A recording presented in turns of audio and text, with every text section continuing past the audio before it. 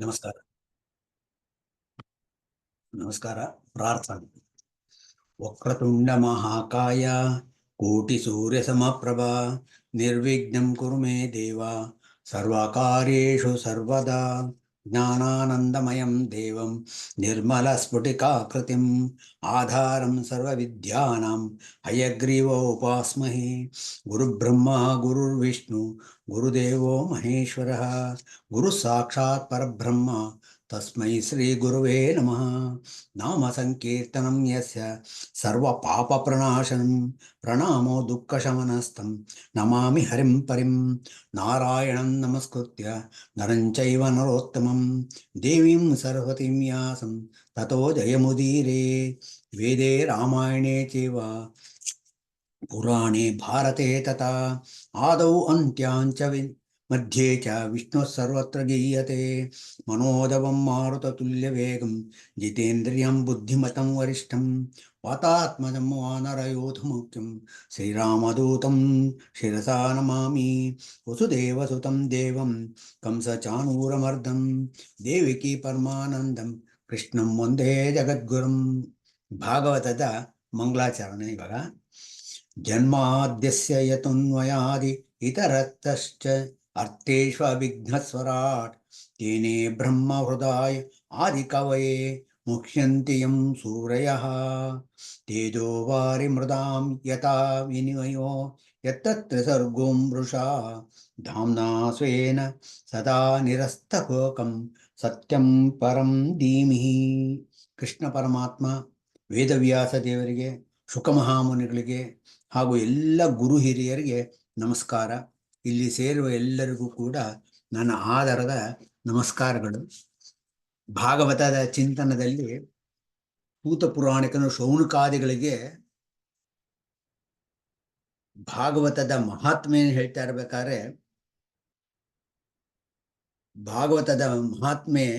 ಇರ್ಬೇಕಾದ್ರೆ, ಅತ್ಯಂತ ಶ್ರೇಷ್ಠವಾದ, ಉತ್ಕೃಷ್ಟವಾದ, ಪಾಪ ಪರಿಹಾರಕವಾದ, ಮೋಕ್ಷದಾಯಕವಾದ ಪುರಾಣ ಅಂತ ಹೇಳಿದ್ರೆ, ಪುರಾಣಗಳ ರಾಜ ಅಂದ್ರೆ ಭಾಗವತ ಅಂತ ಹೇಳ್ತಾರೆ. ಭಾಗವತದ ಫಲಾನು ಹೇಳ್ತಾರೆ. ಅವ ಶೌನಕಾದಿಗಳು ಕೇಳ್ತಾರೆ, ಹಾಗಾದ್ರೆ ಎಷ್ಟು ದಿವಸ ಕೇಳಬೇಕು, ಯಾವಾಗ ಕೇಳಬೇಕು, ಅದನ್ನ ಎಷ್ಟು ಸಲ ಕೇಳಬೇಕು ಅದನ್ನ ಅಂತ ಕೇಳ್ತಾರೆ. ಒಂದೇ ಸಲ ಕೇಳಿದ್ರೆ ಸಾಕ ಅಂತ ಕೇಳ್ತಾರೆ. ಶೌನಕಾದಿ ಮುನಿಗಳು ಸೂತ ಪುರಾಣಿಕರಿಗೆ ಕೇಳ್ತಾರೆ. ಸೂತ ಪುರಾಣಕ್ಕೆ ಹೇಳ್ತಾರೆ, ಆ ರೀತಿ ಒಂದೇ ಸಲ ಸೇರುವಂಥದ್ದಲ್ಲ, ಅದು ನಿರಂತರವಾಗಿ ಸ್ಮರಣೆ ಮಾಡ್ತಾ ಇರಬೇಕು. ನಿರಂತರವಾಗಿ ಸ್ಮರಣೆ ಮಾಡ್ತಾ ಮಾಡ್ತಾ ಮಾಡ್ತಾ ಶ್ರವಣ ಮಾಡಬೇಕು. ಹೆಚ್ಚಿನ ಫಲ ಸಿಗುವಂಥದ್ದು ಶ್ರವಣದಿಂದ. 9 ಬಗೆಯ ಒಂದು ಭಕ್ತಿಯಲ್ಲಿ, ಭಗವಂತನ ಭಕ್ತಿಯಲ್ಲಿ ಶ್ರವಣ ಮೊದಲನೇ ಮೆಟ್ಟಲು. ಆ ಶ್ರವಣ ಮಾಡ್ತಾ ಮಾಡ್ತಾ ಮಾಡ್ತಾ ನಮ್ಮ ಪಾಪ ಪರಿಹಾರ ಎಲ್ಲ ಆಗತ್ತೆ. ಯಾವ ರೀತಿ ಅಗ್ನಿ ತುಕ್ಕಿಡಿದಿರೋಂಥ ಕಬ್ಬಿಣನ ಸುಟ್ಟು ಭಸ್ಮ ಮಾಡುತ್ತೆ, ಆ ರೀತಿ ಭಗವಂತನ ಸ್ಮರಣೆ, ಭಗವಂತನ ಕಥಾ ಶ್ರವಣ ಆ ರೀತಿಯಲ್ಲಿ ಅದಕ್ಕಿಂತ ಹೆಚ್ಚಾಗಿ ಅಗ್ನಿಯ ಜ್ವಾಲೆಯಂತೆ ನಮ್ಮಲ್ಲಿರೋಂಥ ಮನಸ್ಸಿನಲ್ಲಿರುವಂಥ ಪಾಪಗಳನ್ನು ಪರಿಹಾರ ಮಾಡುತ್ತೆ. ಕಲಿಯುಗದ ಕಲ್ಮಶಗಳನ್ನೆಲ್ಲ ಭಸ್ಮ ಮಾಡುತ್ತೆ. ಅಂಥ ಒಂದು ಶಕ್ತಿ ಆ ಭಗವಂತನ ಸ್ಮರಣೆಯಲ್ಲಿದೆ, ಭಗವಂತನ ನಾಮಸ್ಮರಣೆಯಲ್ಲಿದೆ. ಅಂಥದ ಶ್ರವಣದಲ್ಲಿ ಹೆಂಗಿರ್ಬೇಕು ನೀನೇ ಊಹಿಸ್ಕೊ ಅಂತ ಹೇಳ್ತಾರೆ. ಹರಿಕಥಾಮೃತ ಸಾರದಲ್ಲಿ ಜಗನ್ನಾಥ ದಾಸರು ಹೇಳ್ತಾರೆ, ನಾಡಿ ಸಂಧಿಯಲ್ಲಿ ನಿರಂತರ ಮಾಡುವ ಎಲ್ಲ ಕಾರ್ಯವನ್ನು ಭಗವಂತನ ಅನುಸಂಧಾನದಿಂದ ಮನಸ್ಸಿನಲ್ಲಿ ಭಗವಂತನ ಅನುಸಂಧಾನದಲ್ಲಿ ಮಾಡಿ ಭಗವಂತನ ಅರ್ಪಣೆ ಮಾಡ್ತಾ ಇದ್ದೀನಿ ಅಂತ ಮಾಡು, ನಿನ್ನ ಜೀವನ ಪರಿಶುದ್ಧ ಆಗತ್ತೆ, ಮನಸ್ಸು ಪರಿಶುದ್ಧ ಆಗತ್ತೆ ಅಂತ ಹೇಳ್ತಾರೆ. ನಿಜ. ಯಾಕೆಂದ್ರೆ ನಮ್ಮ ಮನಸ್ಸು ಅನ್ನುವಂಥದ್ದು ಹೆಂಗೆ ಅಂದ್ರೆ, ನಮಗೆ ಎಲ್ರಿಗೂ ಗೊತ್ತಿರ್ಬೋದು, ಯಾವ ರೀತಿ ತಾಮ್ರದ ಪಾತ್ರೆಯನ್ನ ಪ್ರತಿನಿತ್ಯ ತೊಳಿಬೇಕು. ತಾಮ್ರದ ಪಾತ್ರೆಯನ್ನ ಹುಣಸೆಹಣ್ಣು ಹಾಕಿ ಪ್ರತಿನಿತ್ಯ ತೊಳಿಬೇಕು. ಅದು ಒಂದ್ ದಿವಸ ತೊಳಿಲ್ಲದೆ ಇದ್ರು ಮಾರನೇ ದಿವಸ ಕಪ್ಪು ಬಂದ್ಬಿಡುತ್ತೆ. ಆ ರೀತಿ ನಮ್ಮ ಮನಸ್ಸು ಕೂಡ. ಯಾಕೆಂದ್ರೆ ಹಿಂದೆ ಕೃತಯುಗದಲ್ಲಿ, ಸತ್ಯಯುಗದಲ್ಲಿ ಅಥವಾ ತ್ರೇತಾಯುಗದಲ್ಲಿ, ದ್ವಾಪರ ಯುಗದಲ್ಲಿ ಆ ರೀತಿ ಅಸುರರು ಅಂತ ಅನ್ನೋರೇ ಬೇರೆ ಇದ್ರು. ಮತ್ತೆ ಯಾರು ಸಾತ್ವಿಕರಿದ್ದಾರೆ, ಭಕ್ತರಿದ್ದಾರೆ, ಅವರೇ ಬೇರೆ, ಸಜ್ಜನರೇ ಬೇರೆ ಇದ್ರು. ಆದರೆ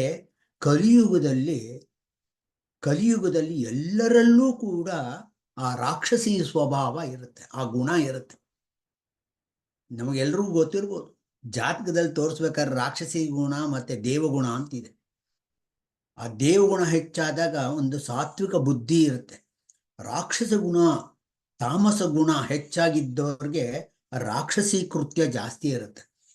ಹಾಗಾಗಿ ಕಲಿಯುಗದಲ್ಲಿ ಪ್ರತಿಯೊಂದು ಕ್ಷಣದಲ್ಲೂ ಕೂಡ ಆ ಕಲಿ ತನ್ನ ಒಂದು ಪ್ರಭಾವ ತೋರಿಸ್ತಾ ಇರ್ತಾನೆ.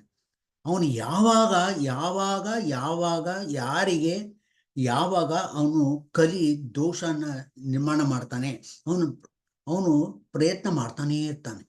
ಧರ್ಮದಿಂದ ಅಧರ್ಮದ ದಾರಿಗೆ ಎಳೆಯಕ್ಕೆ ಅವನು ಪ್ರಯತ್ನ ಮಾಡ್ತಾ ಇರ್ತಾನೆ. ಹಾಗಾಗಿ ನಿರಂತರವಾಗಿ ಆ ಭಾಗವತದ ಶ್ರವಣ ಮಾಡಬೇಕು ಅಂತ ಹೇಳ್ತಾರೆ. ಇದರಲ್ಲಿ ಕಲಿಯುಗದಲ್ಲಿ ವಿಶೇಷವಾಗಿ ಭಗವಂತನ ಸ್ಮರಣೆ ಮತ್ತು ಭಗವಂತನ ಶ್ರವಣ, ಕಥಾಶ್ರವಣ, ಹರಿಕಥಾ ಶ್ರವಣ, ಭಜನೆ, ಸಜ್ಜನರ ಸಹವಾಸ, ಭಕ್ತರ ಸಹವಾಸ, ಸಾತ್ವಿಕ ವಿಚಾರವನ್ನು ಓದುವಂಥದ್ದು, ಸಾತ್ವಿಕ ವಿಚಾರವನ್ನು ತಲೆಗೆ ಕೇಳುವಂಥದ್ದು, ತಲೆಗೆ ಹಾಕೊಳ್ಳುವಂಥದ್ದು, ಅದೇ ಜ್ಞಾನ ಅಂತ ಹೇಳ್ತಾರೆ. ಭಗವಂತನಲ್ಲಿ ಭಕ್ತಿ ಬಂದರೆ ಭಗವಂತನೆಲ್ಲರಿಗಿಂತ ದೊಡ್ಡವನು, ಅವನು ಎಲ್ಲ ನಡೆಸ್ತಾ ಇದ್ದಾನೆ ಅನ್ನುವಂಥ ಆ ಒಂದು ಮನೋಭಾವನದಿಂದ ನಾವು ಮಾಡುವಂಥ ಎಲ್ಲ ಕಾರ್ಯವನ್ನು ಭಗವಂತನಿಗೆ ಅರ್ಪಣೆ ಮಾಡಬೇಕು. ಆಗ ಭಗವಂತ ಅನುಗ್ರಹ ಮಾಡ್ತಾನೆ ಅಂತ ಹೇಳ್ತಾರೆ. ಕೃಷ್ಣ ಪರಮಾತ್ಮನ ಮಹಿಮೆಗಳನ್ನು ತೀರಿಸುವಂಥದ್ದೇ ಭಾಗವತ ಪುರಾಣ. ಭಗವಂತನ ಕಥೆಯನ್ನು ಹೇಳುವ ಪುರಾಣ ಯಾವುದು ಅಂತ ಹೇಳಿದ್ರೆ ಭಾಗವತ. ಭಗವಂತನಿಗೆ ಅತ್ಯಂತ ಪ್ರಿಯವಾದ ಪುರಾಣ ಯಾವುದು ಅಂತ ಹೇಳಿದ್ರೆ ಭಾಗವತ. ಮನಮೋಹಕವಾದ ಭಾಗವತ, ಸ್ವತಃ ಭಗವಂತನೇ ರಚನೆ ಮಾಡಿರುವಂಥದ್ದು ಭಾಗವತ. ವೇದವ್ಯಾಸ ದೇವರು ಭಗವಂತನ ಅವತಾರ. ಭಗವಂತನೇ ಸ್ವತಃ ರಚನೆ ಮಾಡಿರುವಂಥ ಪುರಾಣ ಯಾವುದು ಅಂದರೆ ಭಾಗವತ ಪುರಾಣ. ಅಜ್ಞಾನವನ್ನು ಕಳೆಯುವ ಪುರಾಣ ಭಾಗವತ ಅಂತ ಹೇಳಿ. ಕರ್ಣಾನಂದಕರವಾದ ಕಥೆ ಯಾವುದು ಅಂತ ಹೇಳಿದ್ರೆ ಭಾಗವತ. ವಿವೇಕವನ್ನು ಉಂಟು ಮಾಡುವಂಥದ್ದು, ಸಾತ್ವಿಕ ವಿಚಾರಗಳನ್ನು, ತರಂಗಗಳನ್ನು ನಿರ್ಮಾಣ ಮಾಡುವಂಥ ಕಥೆ ಯಾವುದು ಅಂತ ಹೇಳಿದ್ರೆ ಭಾಗವತ. ಭಾಗವತದ ಶ್ರವಣ ಮಾಡಿ ನಾವೆಲ್ಲರೂ ಕೂಡ ಕೃತಾರ್ಥರಾಗಬೇಕು. ಕಲಿಯುಗದಲ್ಲಿ ಅತ್ಯಂತ ಸುಲಭವಾಗಿ ಸರಳವಾಗಿ ಮೋಕ್ಷ ಸಿಗುವಂಥ ಒಂದು ಸಾಧನೆ ಅಂತ ಹೇಳಿದ್ರೆ ಭಾಗವತದ ಶ್ರವಣ. ಭೂಲೋಕ ಒಂದೇ, 14 ಲೋಕಗಳು ಹೇಳ್ತೀವಿ ನಾವು. 14 ಲೋಕಗಳಲ್ಲಿ ಒಂದೇ ಒಂದು ಲೋಕ ಸಾಧನಾ ಭೂಮಿ ಅಂತ ಕರೀತಾರೆ, ಅದು ಭೂಲೋಕ. ಇನ್ನೆಲ್ಲೂ ಸಾಧನೆ ಮಾಡೋಕ್ಕಾಗಲ್ಲಂತೆ. ನೀವು ಏನೇ ಸಾಧನೆ ಮಾಡಬೇಕಾದ್ರೂ, ನೀವು ಮೋಕ್ಷಕ್ಕೆ ಹೋಗ್ಬೇಕು ಅಂತ ಹೇಳಿದ್ರು ಕೂಡ, ಭಗವಂತನನ್ನ ಅನುಗ್ರಹ ಆಗಬೇಕು, ಸಾಕ್ಷಾತ್ಕಾರ ಆಗಬೇಕು ಅಂತ ಹೇಳಿದ್ರು ಕೂಡ ಭೂಲೋಕದಲ್ಲಿ ಸಾಧನೆ ಮಾಡಬೇಕಂತ. ಅಂತ ಒಂದು ಸಾಧನಾ ಭೂಮಿ ಭರತ ಭೂಮಿ ಅಂತ ಹೇಳ್ತಾರೆ. ಅಂತ ಒಂದು ಭಾರತ ಭೂಮಿಯಲ್ಲಿ ನಾವು ಎಲ್ಲರೂ ಕೂಡ ಭಾಗವತದ ಶ್ರವಣ ಮಾಡಬೇಕು. ಭಾಗವಂತ ಶ್ರವಣ ಎಲ್ಲರೂ ಮಾಡಬೇಕು ಅಂತ ಹೇಳಿ ಆ ಸೂತ ಪುರಾಣಿಕರು ಶೌನಕಾದಿಗಳಿಗೆ ಹೇಳ್ತಾರೆ.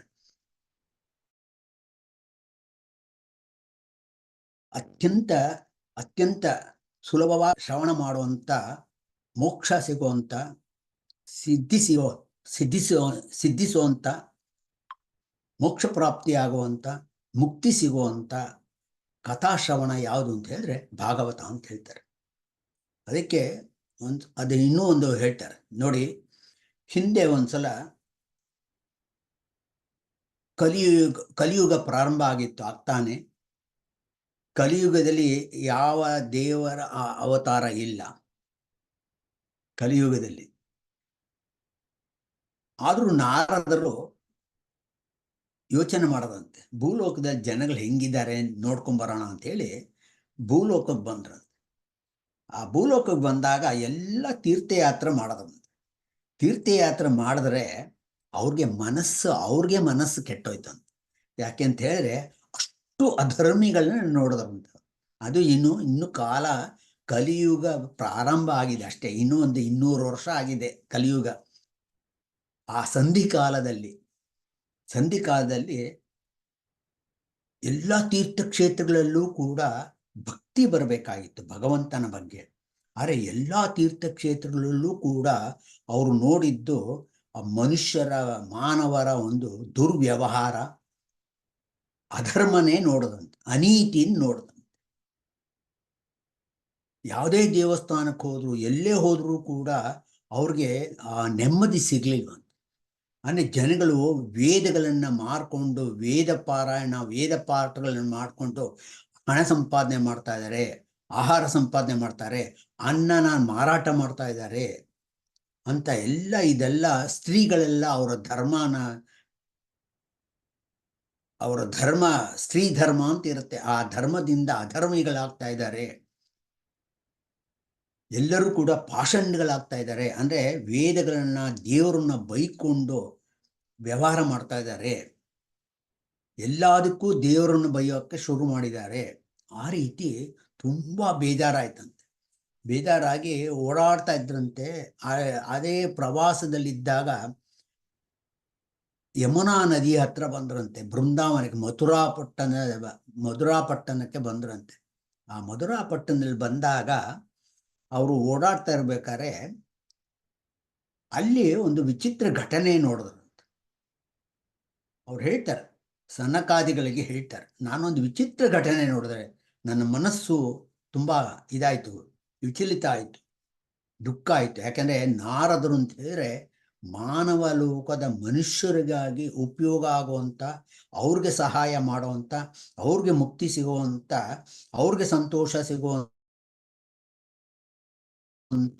ಇದನ್ನೇ ಆಲೋಚನೆ ಮಾಡ್ತಾ ಇರ್ತಾರೆ. ನಾರದರು ಅಂತಂದ್ರೆ ನಾವು ತಪ್ಪು ತಿಳ್ಕೋಬಾರದು. ಅವ್ರೇನು ಇಲ್ಲಿಂದ ಇಲ್ಲಿಗೆ ಹೇಳ್ತಾರೆ ಅಂತ ಆ ರೀತಿ ನಮ್ದು ಅಪಪ್ರಚಾರ ಆಗ್ಬಿಟ್ಟಿದೆ, ಅಪಭ್ರಂಶ ಆಗ್ಬಿಟ್ಟಿದೆ. ನಾರದರು ಅಂತ ಹೇಳಿದ್ರೆ ಬತ್ತಿ ಇಡುವಂತ ವ್ಯಕ್ತಿ ಇದ್ದ. ಖಂಡಿತ ಆ ರೀತಿ ಅನ್ಕೋಬಾರದು. ಪೂಜ್ಯ ಭಾವನೆಯಿಂದ ನೋಡ್ಬೇಕು. ನಾರದರು ಮಾನವ ಲೋಕದಲ್ಲಿ ಅಂದ್ರೆ ಭೂಲೋಕದಲ್ಲಿ ಮನುಷ್ಯರಿಗೆ ಉಪಯೋಗ, ಅವರು ಧನ್ಯತೆ ಪಡೆಯಕ್ಕೆ, ಅವ್ರಿಗೆ ಮುಕ್ತಿ ಸಿಗಕ್ಕೆ, ಅವ್ರಿಗೆ ಸಂತೋಷ ಸಿಗಕ್ಕೆ, ಅವ್ರ ಮನಸ್ಸಿನ ಸಂತೋಷ ನೆಮ್ಮದಿ ಸಿಗಕ್ಕೆ, ಅವ್ರಿಗೆ ಸುಖ ಸಿಗಕ್ಕೆ ಅದನ್ನು ಯೋಚನೆ ಮಾಡ್ತಾ ಇರ್ತಾರೆ. ಅಂತ ನಾರದರು ಮನಸ್ಸಿಗೆ ಬೇಜಾರಾಯ್ತಂತೆ. ಒಂದು ವಿಚಿತ್ರ ಘಟನೆ ನೋಡೋದಂತೆ ಬೃಂದಾವನದಲ್ಲಿ, ಮಥುರಾ ಪಟ್ಟಣದಲ್ಲಿ, ಎಲ್ಲಿ ಕೃಷ್ಣ ಓಡಾಡ್ತಾ ಇದ್ದ, ಕೃಷ್ಣನ ಪಾದದ ಧೂಳಿ ಇತ್ತು, ಅಲ್ಲಿ ಹೋದ್ರಂತೆ. ಒಂದು ವಿಚಿತ್ರ ಘಟನೆ ನೋಡೋದಂತೆ. ಒಬ್ಳು ಯುವಕಿ ಒಬ್ಳು ಸುಂದರವಾಗಿದ್ಲು, ಯುವತಿಯವಳು. ಅರೆ ಅವಳು ಅಳ್ತಾ ಇದ್ಲು, ಒಂಥರ ದುಃಖ ಪಡ್ತಾ ಇದ್ಲು, ಸಂತಾಪ ಪಡ್ತಾ ಇದ್ಲು, ತುಂಬಾ ದುಃಖದಿಂದ ಇದ್ಲು. ಅವರು ನೋಡಿದ್ರೆ ಅವಳ ತೊಡೆ ಮೇಲೆ ಇಬ್ರು ವೃದ್ಧರು ಮಲ್ಕೊಂಡಿದ್ರು. ಆ ಘಟನೆ ನೋಡಿದಾಗ ಅವ್ರಿಗೆ ಒಂಥರ ಆಯ್ತು. ನೋಡ್ಕೊಂಡು ವಾಪಸ್ ಹೋಗೋಣ ಅಂತ ಸುಮ್ಮನೆ ವಾಪಸ್ ಹೊರಟರು. ಆವಾಗ ಆ ಯುವತಿ ಕರೆದು, ನಾರದ್ರೆ ಬನ್ನಿ ಅಂತ. ಇವ್ರಿಗೆ ಆಶ್ಚರ್ಯ ಆಯ್ತು, ನನ್ನನ್ನು ಯಾರು ಗುರ್ತಿರಿದ್ರಲ್ಲ ಅಂತ. ಅಲ್ಲಮ್ಮ, ನನ್ನನ್ನೇನೋ ಗುರ್ತಿದ್ದೆ, ನೀ ಯಾರು ಅಂತ ನನಗೆ ಗೊತ್ತಿಲ್ಲ ಅಂತ ಹೇಳ್ತಾಳು. ಆವಾಗ ಹೇಳ್ತಾಳು, ಇಲ್ಲ ಅಂದ್ರೆ ನಮ್ಗಳಿಗೆ ಆ ಜ್ಞಾನ ಉಂಟಾಗ್ಲಿ ಅಂತ ಹೇಳಿರೋದು. ನಾರದ್ರು ಎಲ್ಲ ಗೊತ್ತಿರುತ್ತೆ. ಅವಾಗ ನಾರದ್ರು ಕೇಳ್ತಾರೆ, ಯಾರಮ್ಮ ನೀನು ಅಂತ. ಅವಳು ಹೇಳ್ತಾಳೆ, ನೋಡಿ, ನನ್ನ ಹೆಸರು ನಾನು ಭಕ್ತಿ. ನಾನು ಕರ್ನಾಟಕದಲ್ಲಿ ದ್ರಾವಿಡದಲ್ಲಿ, ಅಂದ್ರೆ ಈಗಿನ ತಮಿಳುನಾಡು ಇದೆಯಲ್ಲ, ಆ ಜಾಗದಲ್ಲಿ ಅವಳ ಜನನ ಆಯ್ತು ನಂದು. ನಾನು ಬೆಳೆದಿದ್ದು ಈಗಿನ ನಮ್ಮ ಕರ್ನಾಟಕದ ಜಾಗದಲ್ಲಿ, ಅಂದ್ರೆ ಕರ್ನಾಟಕದಲ್ಲಿ ಭಕ್ತಿಯಿಂದ ನಾನು ಅಲ್ಲಿ ಬೆಳೆದೆ. ನಾನು ಮಹಾರಾಷ್ಟ್ರಕ್ಕೆ ಬಂದೆ, ಇನ್ನೂ ಅಂತ ಯುವತಿಯಾದೆ ನಾನು. ಯಾಕೆಂದ್ರೆ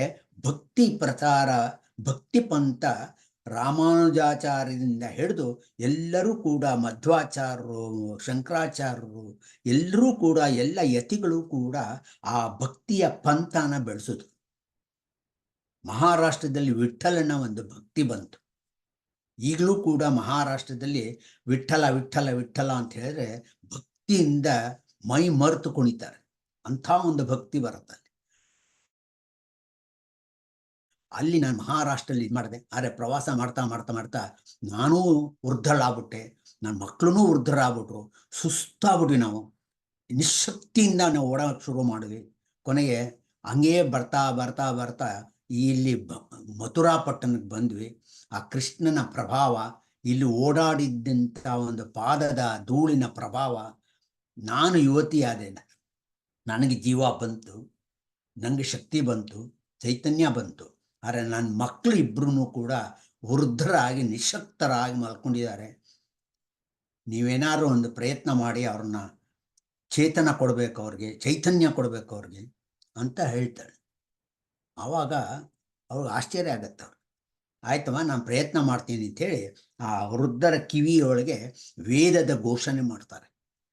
ವೇದದ ಘೋಷಣೆ ಮಾಡ್ತಾರೆ. ಆವಾಗ ಎದ್ದಂಗೆ ಆಡ್ತಾರೆ, ತಿರ್ಗಾ ಪುಸುಕ್ಕಂತ ಮಾಡ್ಕೊಳ್ತಾರೆ. ವೇದದೆಲ್ಲ ಹೇಳ್ತಾರೆ. ಆ ವೇದ ಏನು ಯಾವುದೋ ಹೇಳಿದ್ರು ಕೂಡ ಅವರು ನಿಶಕ್ತರಾಗೇ ಇರ್ತಾರೆ, ಹೇಳಲ್ಲ. ಕಣ್ಣು ಬಿಡ್ತಾರೆ, ಸೋತೋಗ್ತಾರೆ, ತಿರ್ಗಾ ಮಾಲ್ಕೊಳ್ತಾರೆ.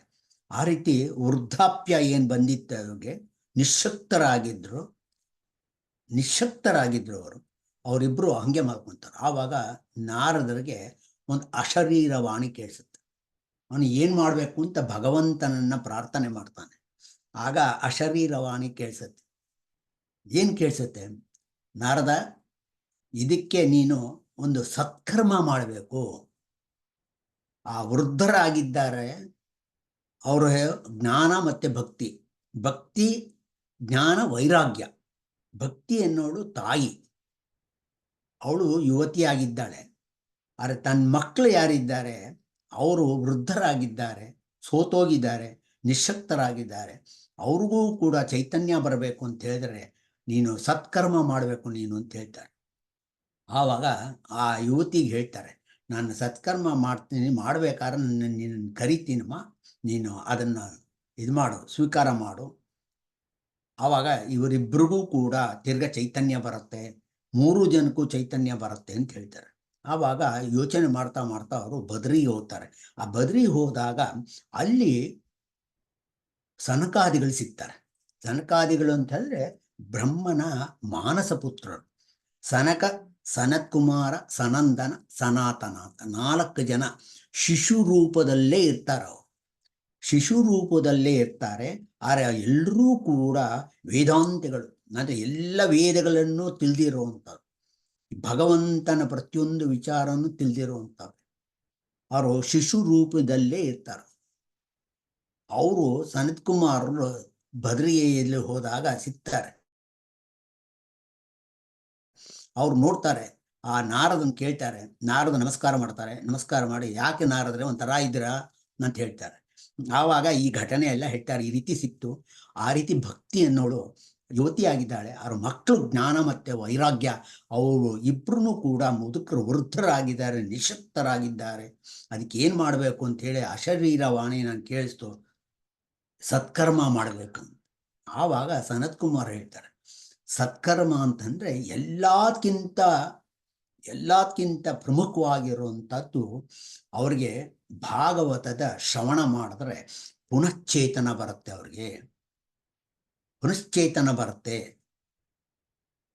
ಅವ್ರ ಚೈತನ್ಯ ಬರುತ್ತೆ. ನೀನು ಭಾಗವತ ಪುರಾಣದ ಒಂದು ಪ್ರವಚನ ಮಾಡಿಸು, ನೀನು ಎಲ್ಲ ಋಷಿಮುನಿಗಳನ್ನು ಕರಿ ಅಂತ ಹೇಳಿದಾಗ ಆವಾಗ ನಾರದರು ಯೋಚನೆ ಮಾಡ್ತಾರೆ. ನಾರದರು ಆ ಸನಕಾದಿಗಳಿಗೆ ಹೇಳ್ತಾರೆ, ಹಾಗಾದರೆ ನಾವು ಮಾಡೋಣ ಅಂಥೇಳಿ ಪ್ರಯತ್ನ ಮಾಡ್ತಾರೆ. ಬದ್ರಿಕಾಶ್ರಮದಿಂದ ಹೊರಗಡೆ ಬಂದು ಅಲ್ಲಿ ಹರಿದ್ವಾರ ಕ್ಷೇತ್ರದಲ್ಲಿ ಗಂಗಾ ತೀರದಲ್ಲಿ, ಹರಿದ್ವಾರದ ಗಂಗಾ ತೀರದ ಬಳಿ ಅಲ್ಲಿ ಆನಂದ ತಟ ಅಂತ ಇರುತ್ತೆ. ಆ ತಟದಲ್ಲಿ ಆನಂದ ಒಂದು ಘಟ್ಟ ಇರುತ್ತೆ. ಆ ಘಟ್ಟದಲ್ಲಿ ಎಲ್ಲರನ್ನೂ ಕರೀತಾರೆ. ಭಾಗವತದ ಪ್ರವಚನ ಇರುತ್ತೆ, ಎಲ್ಲರೂ ಬರಬೇಕು ಅಂತ ಎಲ್ಲ ಋಷಿಮುನಿಗಳೆಲ್ಲ ಬರ್ತಾರೆ.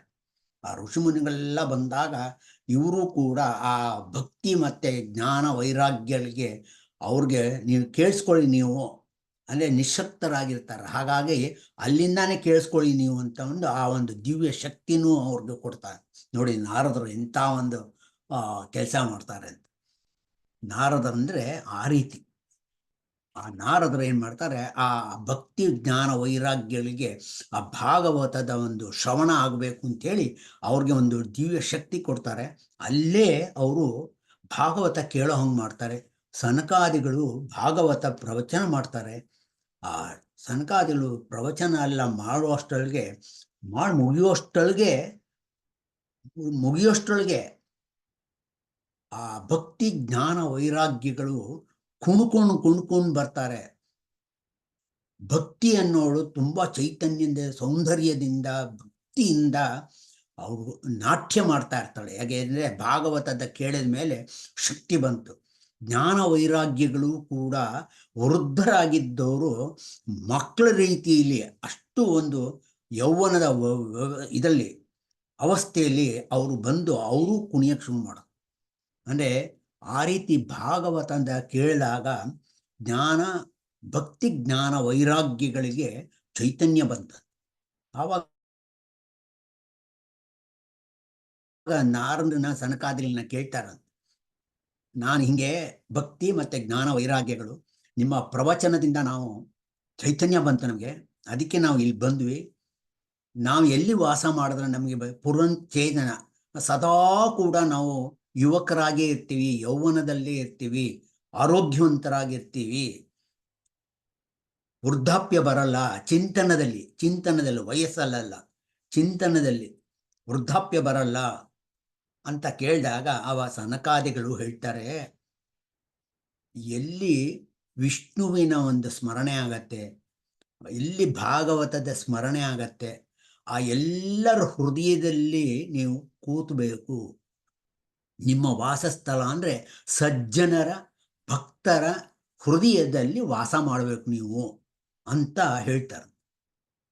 ಅದಕ್ಕೆ ಎಲ್ಲಿ ಭಾಗವತ ಆಗುತ್ತೋ ಅಲ್ಲಿ ಭಕ್ತಿ ಜ್ಞಾನ ವೈರಾಗ್ಯ ಅದು ಮೂರೂ ಬರ್ತದೆ. ಭಾಗವತ ಶ್ರವಣ ಮಾಡಿದ್ರೆ ಮನಸ್ಸಿನಲ್ಲಿರುವಂಥ ಎಲ್ಲ ಕಲ್ಮಶಗಳೆಲ್ಲ ನಾಶ ಆಗಿ ಭಕ್ತಿ ಜ್ಞಾನ ವೈರಾಗ್ಯ ಮೂರು ಬರುತ್ತೆ. ಜ್ಞಾನ ಅಂತಂದ್ರೇನು? ಪರಮಾತ್ಮನ ಅವನು ದೊಡ್ಡವನು, ಪರಮಾತ್ಮನಿಂದಾನೇ ಈ ಜಗತ್ತು, ಹರಿ ಸರ್ವೋತ್ತಮ, ಸರ್ವಸ್ವ, ಸರ್ವವ್ಯಾಪಿ, ಸರ್ವೋತ್ತಮ, ಪರಿಪೂರ್ಣ, ಅವನು ಸರ್ವಜ್ಞ. ನಾವು ಅಹಂಕಾರ ಪಡ್ತೀವಿ, ನಾವೇನೋ ಒಂದು ಕೆಲಸ ಮಾಡ್ಬಿಟ್ಟು ಚೆನ್ನಾಗಿ ಆಗ್ಬಿಟ್ರೆ ನಾನೇ ಮಾಡಿದೆ ಅಂತ ಹೇಳ್ತೇವೆ. ಹಂಗೆ ಹೇಳಬಾರ್ದು. ಭಗವಂತನಿಂದ ಆಯ್ತಪ್ಪ ಅನ್ನುವಂಥ ವಿಶ್ವಾಸದಿಂದ ಹೇಳಬೇಕು. ನಿಜ ಹೆಮ್ಮೆ ಪಡ್ಬೋದು, ನಾನು ಗೆದ್ದಿದ್ದೀನಿ, ಆದರೆ ನನ್ನಿಂದನೇ ಆಯಿತು ಅನ್ನೋಂಥ ಒಂದು ಅಹಂಕಾರ ಬೇಡ ಅಂತ ಹೇಳ್ತಾರೆ. ಮನಸ್ಸಿನಲ್ಲಿ ನಮ್ಮ ಭಗವಂತನ ಒಂದು ಸ್ಮರಣೆ ಇರಬೇಕು. ಅವನ ನಿಯಂತ್ರಣದಿಂದ ನಾನು ಗೆದ್ದೆ ಅನ್ನುವಂಥ ಭಾವನೆ ಇರಬೇಕು. ಆ ರೀತಿ ಭಕ್ತಿ ಅಂತ ಹೇಳಿದ್ರೆ ಭಗವಂತನಿಗೆ ಆರಾಧನೆ ಮಾಡಿ ಅವನು ಸರ್ವಸ್ವ, ಅವನು ಸರ್ವೋತ್ತಮ, ಅವನು ಸರ್ವವ್ಯಾಪಿ, ಅವನು ಸರ್ವಜ್ಞ ಅನ್ನೋವಂಥದ್ದೇ ಭಕ್ತಿ. ಅದೇ ಜ್ಞಾನ. ಅಂದರೆ ನಮ್ಗೆ ದೃಢವಾಗತ್ತೆ ನಮ್ಮ ಜ್ಞಾನ. ಆ ರೀತಿ ಜ್ಞಾನ ಅಂತ ಹೇಳ್ತಾರೆ. ವೈರಾಗ್ಯ ಅಂತ ಹೇಳಿದ್ರೆ, ವೈರಾಗ್ಯ ಅಂತಂದರೆ ಹೋಗಿ ಹಿಮಾಲಯ ಪರ್ವತದಲ್ಲಿ ಕೂತ್ಕೊಂಡು ಏನೂ ಮಾಡದೆ ಅಲ್ಲಿ ಹೋಗಿ ನಾನು ಮಾಡ್ತೀನಿ, ಅದು ವೈರಾಗ್ಯ ಅಲ್ಲ. ಇರೋದರಲ್ಲೇ ಲೋಕದಲ್ಲಿ ಎಲ್ಲರ ಜೊತೆ ಇದ್ದಾಗೆ, ಸಮಾಜದಲ್ಲಿ ಎಲ್ಲರ ಜೊತೆ ಇದ್ದಾಗ ನಾವು ಸಂಪಾದನೆ ಮಾಡೋದಲ್ಲಿ ಬೇರೆಯವ್ರಿಗೋಸ್ಕರ ತ್ಯಾಗ ಮಾಡುವಂಥದ್ದು. ಅಂದರೆ ನನಗೆ ಇಲ್ಲದೇ ಇದ್ರೂ ಪರವಾಗಿಲ್ಲ, ಬೇರೆಯವ್ರಿಗೆ ನಾನು ಕೊಡ್ತೀನಿ ಅನ್ನುವಂಥ ಒಂದು ಸ್ವಭಾವ ಬೆಳೆಸ್ಕೊಳ್ಳುವಂಥದ್ದು ವೈರಾಗ್ಯ. ಅದು ವೈರಾಗ್ಯ. ನೀವು ಕೇಳಿರ್ಬೋದು. ನಾವೊಂದು ಸಣ್ಣ ಘಟನೆ ಹೇಳ್ತೀನಿ. ತಮಿಳುನಾಡಲ್ಲಿ ಒಬ್ಬರು ಬಡ ಕುಟುಂಬನೇ. ಆ ಬಡ ಕುಟುಂಬದಲ್ಲಿ ಬೆಳೆದವರು ಕೊನೆಗೆ ಅವ್ರ ಡಿಗ್ರಿ ಆಯಿತು. ಆ ಡಿಗ್ರಿ ಆಗೋಷ್ಟೊಳಗೆ ಆ ಹುಡುಗನಿಗೆ ತಂದೆ ತಾಯಿ ಇಬ್ಬರೂ ಇರಲಿಲ್ಲ. ಅಂದರೆ ಒಂದು ಒಳ್ಳೆಯ ಒಂದು ಸಂಸ್ಕಾರದಲ್ಲಿ ಬೆಳೆದಂತ ಅವನು ಲೈಬ್ರರಿಯನ್ ಆದರು.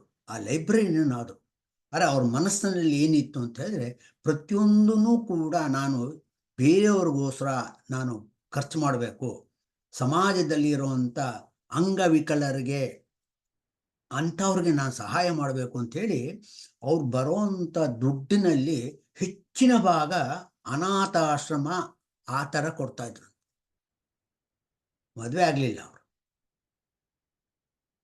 ಲೈಬ್ರರಿನಾದರೂ ಒಂದು ಒಳ್ಳೆ ಕೆಲಸ ಸಿಕ್ತು, ತಮಗೆಷ್ಟು ಬೇಕೋ ಅಷ್ಟು ಇಟ್ಕೊಂಡು ಮಿಕ್ಕಿದೆಲ್ಲ ಅನಾಥಾಶ್ರಮಕ್ಕೆ ಕೊಡೋರಂತೆ ತಮಿಳ್ನಾಡಲ್ಲಿ. ಮತ್ತು ಸಾಯಂಕಾಲದ ಹೊತ್ತು ಅವರು ಲೈಬ್ರರಿನ ಕೆಲಸ ಆದಮೇಲೆ ಆ ಅನಾಥಾಶ್ರಮಕ್ಕೆ ಹೋಗಿ ಮಕ್ಕಳುಗಳಿಗೆ ಪಾಠ ಹೇಳ್ಕೊಡೋವಂಥದ್ದು, ಅವ್ರಿಗೆ ಏನು ಬೇಕೋ ಅವ್ರಿಗೆ ಸಹಾಯ ಮಾಡುವಂಥದ್ದು, ಈ ರೀತಿ ಅವ್ರ ಜೀವನ ಸಾಗಿಸ್ತಾ ಇದ್ರು. ನೋಡಿ, ಲೈಬ್ರರಿಯನ್ ಆಗಿ ಸುಮಾರು 40 ವರ್ಷ ಅವರು ಕೆಲಸ ಮಾಡಿ, ಆ 40 ವರ್ಷನೂ ಕೂಡ ಸುಮಾರು ತಮಿಳ್ನಾಡಲ್ಲಿರುವಂಥ ಅನಾಥಾಶ್ರಮ 35 ಅನಾಥಾಶ್ರಮಕ್ಕೆ ಅವರು ಸಹಾಯ ಮಾಡ್ತಾ ಇದ್ರು. ನಮಗೆ ಎಷ್ಟು ಬೇಕೋ ಅಷ್ಟೇ ಇಟ್ಕೊಂಡು ಮಿಕ್ಕಿದ್ದೆಲ್ಲ ಕೊಡ್ತಾ ಇದ್ರು. ನೋಡಿ, ಈ ರೀತಿ 40 ವರ್ಷ ಮಾಡಿದ್ಮೇಲೆ ಅವರು ರಿಟೈರ್ ಆದಮೇಲೆ, ರಿಟೈರ್ ಆಗಿದ್ದಂಥ ಎಲ್ಲ ಹಣವನ್ನು ಕೂಡ ಆ 30 ಯಾವುದೋ ಅನಾಥಾಶ್ರಮಗಿತ್ತು ಅದಕ್ಕೆ ಕೊಟ್ಟು ತಾವು ಒಂದು ಅನಾಶ್ರಮದಲ್ಲೇ ಇದ್ದು ನೋಡ್ಕೊತಾ ಇದ್ರಂತೆ. ಅವ್ರಿಗೆ ಅಮೇರಿಕಾದವರು ದಿ ರಿಯಲ್ ಹೀರೋ ಅಂತ ಹೇಳಿ, real hero of the world ಅಂತ ಹೇಳಿ ಒಂದು ಬಿರುದು ಕೊಟ್ಟು ಅವ್ರನ್ನ ಅಮೇರಿಕಾ ಕರೆಸ್ಕೊಂಡು ಅವ್ರಿಗೆ 30 ಕೋಟಿ ಕೊಟ್ರಂತೆ. ಆ 30 ಕೋಟಿ ನೋಡಿ, 30 ಕೋಟಿ ಕೊಟ್ರಂತೆ. ಆ 30 ಕೋಟಿನೂ ಆ 30 ಅನಾಥಾಶ್ರಮಕ್ಕೆ 1 ಕೋಟಿ ಕೊಟ್ಟು, ತಾವು ಒಂದು ಅನಾಥಾಶ್ರಮದಲ್ಲಿದ್ದು ಅಲ್ಲೂ 1 ಕೋಟಿ ಅದನ್ನು ಕೊಟ್ಟು ಅವರು ಜೀವನ ಸಾಗಿಸ್ತಾ ಇದ್ದಾರೆ. ಈಗಲೂ ಇದ್ದಾರೆ. ಸುಮಾರು 80-85 ವರ್ಷ ಆಗಿರಬೇಕು ಅವ್ರಿಗೆ.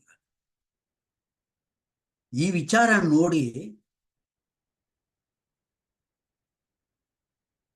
ವಿಚಾರ ನೋಡಿ ತಮಿಳ್ನಾಡು ಆ್ಯಕ್ಟ್ರು ಅವರು, ನೀವು ನನ್ನ ತಂದೆ ಆಗಬೇಕು, ರಜನಿಕಾಂತ್ ನನ್ನ ತಂದೆ ಆಗಿ ನಾನು ಸ್ವೀಕಾರ ಮಾಡ್ತೀನಿ, ದತ್ತುವಾಗಿ ತೊಗೊಳ್ತೀನಿ. ಎಲ್ಲೂ ಕೂಡ ಮಕ್ಕಳನ್ನ ದತ್ತುವಾಗಿ ತೊಗೊಳ್ತಾರೆ, ಅರೆ ತಂದೆಯಾಗಿ ದತ್ತುವಾಗಿ ತೊಗೊಳ್ಳೋವಂಥದ್ದು ಅಪರೂಪದ ಸಂಗತಿ. ರಜನಿಕಾಂತ್ ಹೇಳಿದಂತೆ, ನೀವು ನನ್ನ ತಂದೆ ಆಗಿ ನಾನು ನಿಮ್ಮನ್ನು ದತ್ತುವಾಗಿ ತೊಗೊಳ್ತೀನಿ, ನೀವು ನಮ್ಮನೆಗೆ ಬರಬೇಕು ಅಂತ ಹೇಳಿದ್ರು. ಆವಾಗ ಆ ಕಲ್ಯಾಣ ಸುಂದರಂ ಅಂತ ಅವ್ರ ಹೆಸರು, ಕಲ್ಯಾಣ ಸುಂದರಂ ಅಂತ. ಆ ಕಲ್ಯಾಣ ಸುಂದರಂ ಹೇಳಿದಂತೆ, ಯಾವಾಗಲೂ ಮಗನ ಮನೆಗೆ ತಂದೆ ಹೋಗುವಂಥದ್ದಲ್ಲಪ್ಪ, ತಂದೆ ಮನೆಗೆ ತಂದೆ ಇರೋ ಕಡೆಗೆ ಮಗ ಬರುವಂಥದ್ದು. ನಮ್ಮ ಸಂಸ್ಕೃತಿಯಲ್ಲಿ ತಂದೆನ ಗೌರವದಿಂದ ಇದ್ದಲ್ಲೇ ಹೋಗಿ ಗೌರವ ಇದು ಮಾಡಬೇಕು ಅಂತ ಹೇಳಿದಾಗ ರಜನಿಕಾಂತ್ ಒಪ್ಕೊಂಡ್ರಂತೆ. ಪ್ರತಿ ತಿಂಗಳು ಕೂಡ ಅವರು ಇದ್ದಂಥ ಅನಾಥಾಶ್ರಮಕ್ಕೆ ಹೋಗಿ ತಮಗೆ ಏನು ಬೇಕೋ ಅದನ್ನೆಲ್ಲ ಸಹಾಯ ಮಾಡಿ ಅವ್ರು ನೋಡಿಕೊಂಡು ಗೌರವದಿಂದ ಬರ್ತಾ ಇದ್ದಾರೆ ಈಗಲೂ ಕೂಡ. ಅಂದರೆ ಅಂಥ ಒಂದು ಸೇವೆ ಮಾಡೋವಂಥದ್ದು, ಸಮಾಜಕ್ಕೆ ಕೊಡುವಂಥದ್ದು, ಇದಕ್ಕೆ ವೈರಾಗ್ಯ ಅಂತ ಹೇಳ್ತಾರೆ. ಸಮಾಜಕ್ಕೆ ಅರ್ಪಣೆ ಮಾಡುವಂಥದ್ದು, ನಮ್ಮಲ್ಲಿರೋವಂಥದ್ದನ್ನು ಸಮಾಜಕ್ಕೆ ಅರ್ಪಣೆ ಮಾಡುವಂಥದ್ದಕ್ಕೆ ವೈರಾಗ್ಯ ಅಂತ ಹೇಳ್ತಾರೆ. ಆ ರೀತಿ ಭಕ್ತಿ, ಜ್ಞಾನ, ವೈರಾಗ್ಯ, ಇದು ಮೂರೂ ಕೂಡ ಭಗವಂತನ ಭಾಗವತದ ಕೇಳಿದ್ರೆ ಅದು ಬರುತ್ತಪ್ಪ. ಆ ರೀತಿ ಭಕ್ತಿ ಬರುತ್ತೆ, ಫಲನೂ ಸಿಗತ್ತೆ. ಆ ಭಾಗವತದ ಫಲ ಎಂಥದ್ದು ಅಂತ ಹೇಳಿದ್ರೆ, ಭಾಗವತದ ಫಲ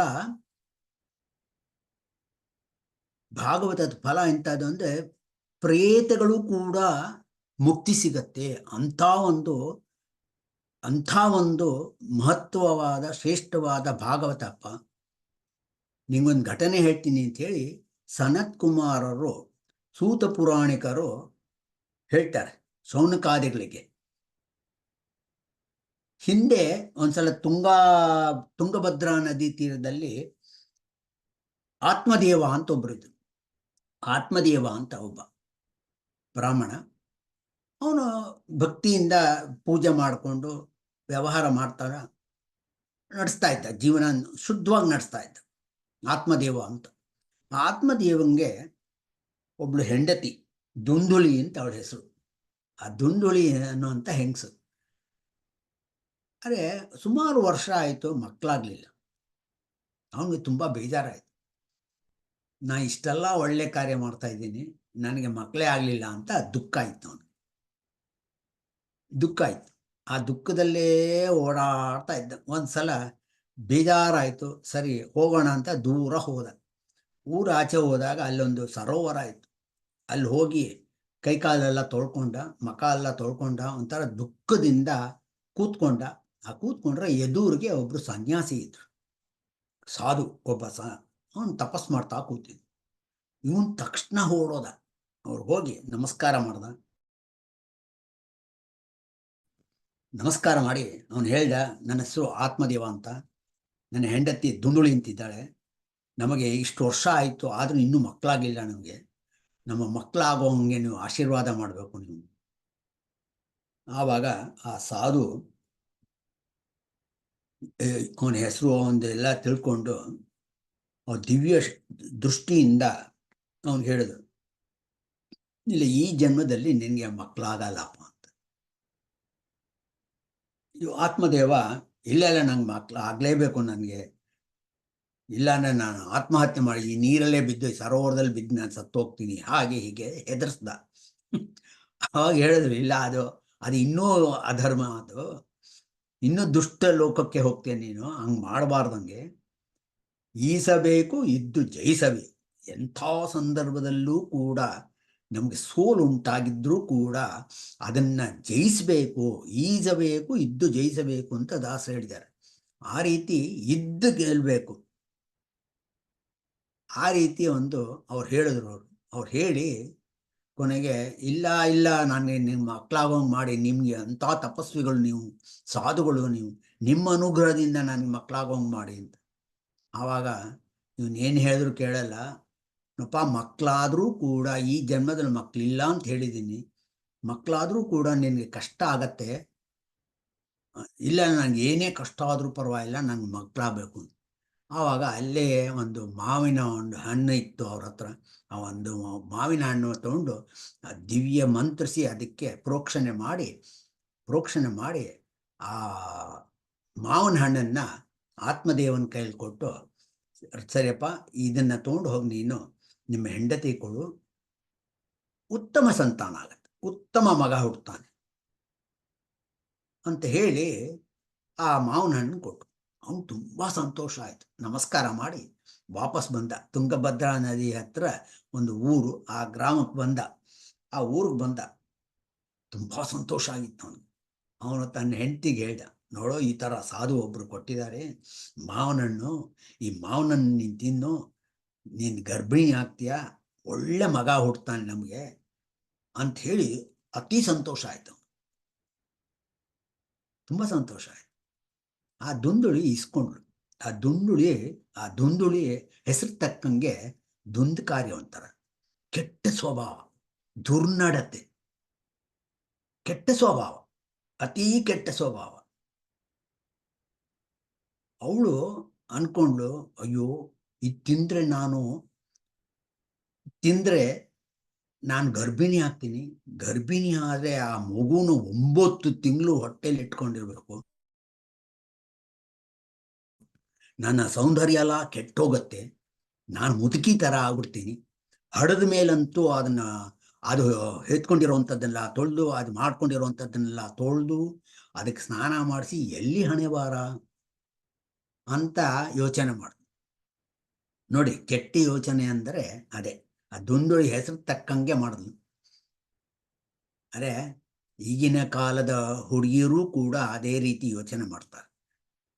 ನೀವು ಕೇಳಿರ್ಬೋದು, ಮಕ್ಕಳಾಗ್ಬಿಟ್ರೆ ನಮಗೆ ನನ್ನ ಸೌಂದರ್ಯ ಕೆಟ್ಟೋಗುತ್ತೆ, ನನ್ನ ತಲೆ ಕೂದಲು ಬೆಳ್ಳಗಾಗ್ಬಿಡುತ್ತೆ, ನನ್ನ ಎಲ್ಲ ಕೆನ್ನೆ ಎಲ್ಲ ಕೆಟ್ಟೋಗುತ್ತೆ, ನನ್ನ ಸೌಂದರ್ಯ ಹೊರಟೋಗುತ್ತೆ, ಆ ಮಗುಗೆ ಯಾಕೆ ಅವ್ರು ಹೇತ್ಕೊಂಡಿದ್ದೆಲ್ಲ ತೊಳೆದು ಮಾಡಿ ಎಲ್ಲ ಮಾಡಬೇಕು ಅನ್ನೋವಂಥ ಯೋಚನೆಯಲ್ಲಿ ಈಗಿನ ಒಂದು ಯುವತಿಯರಲ್ಲೂ ಬರ್ತಾ ಇದೆ.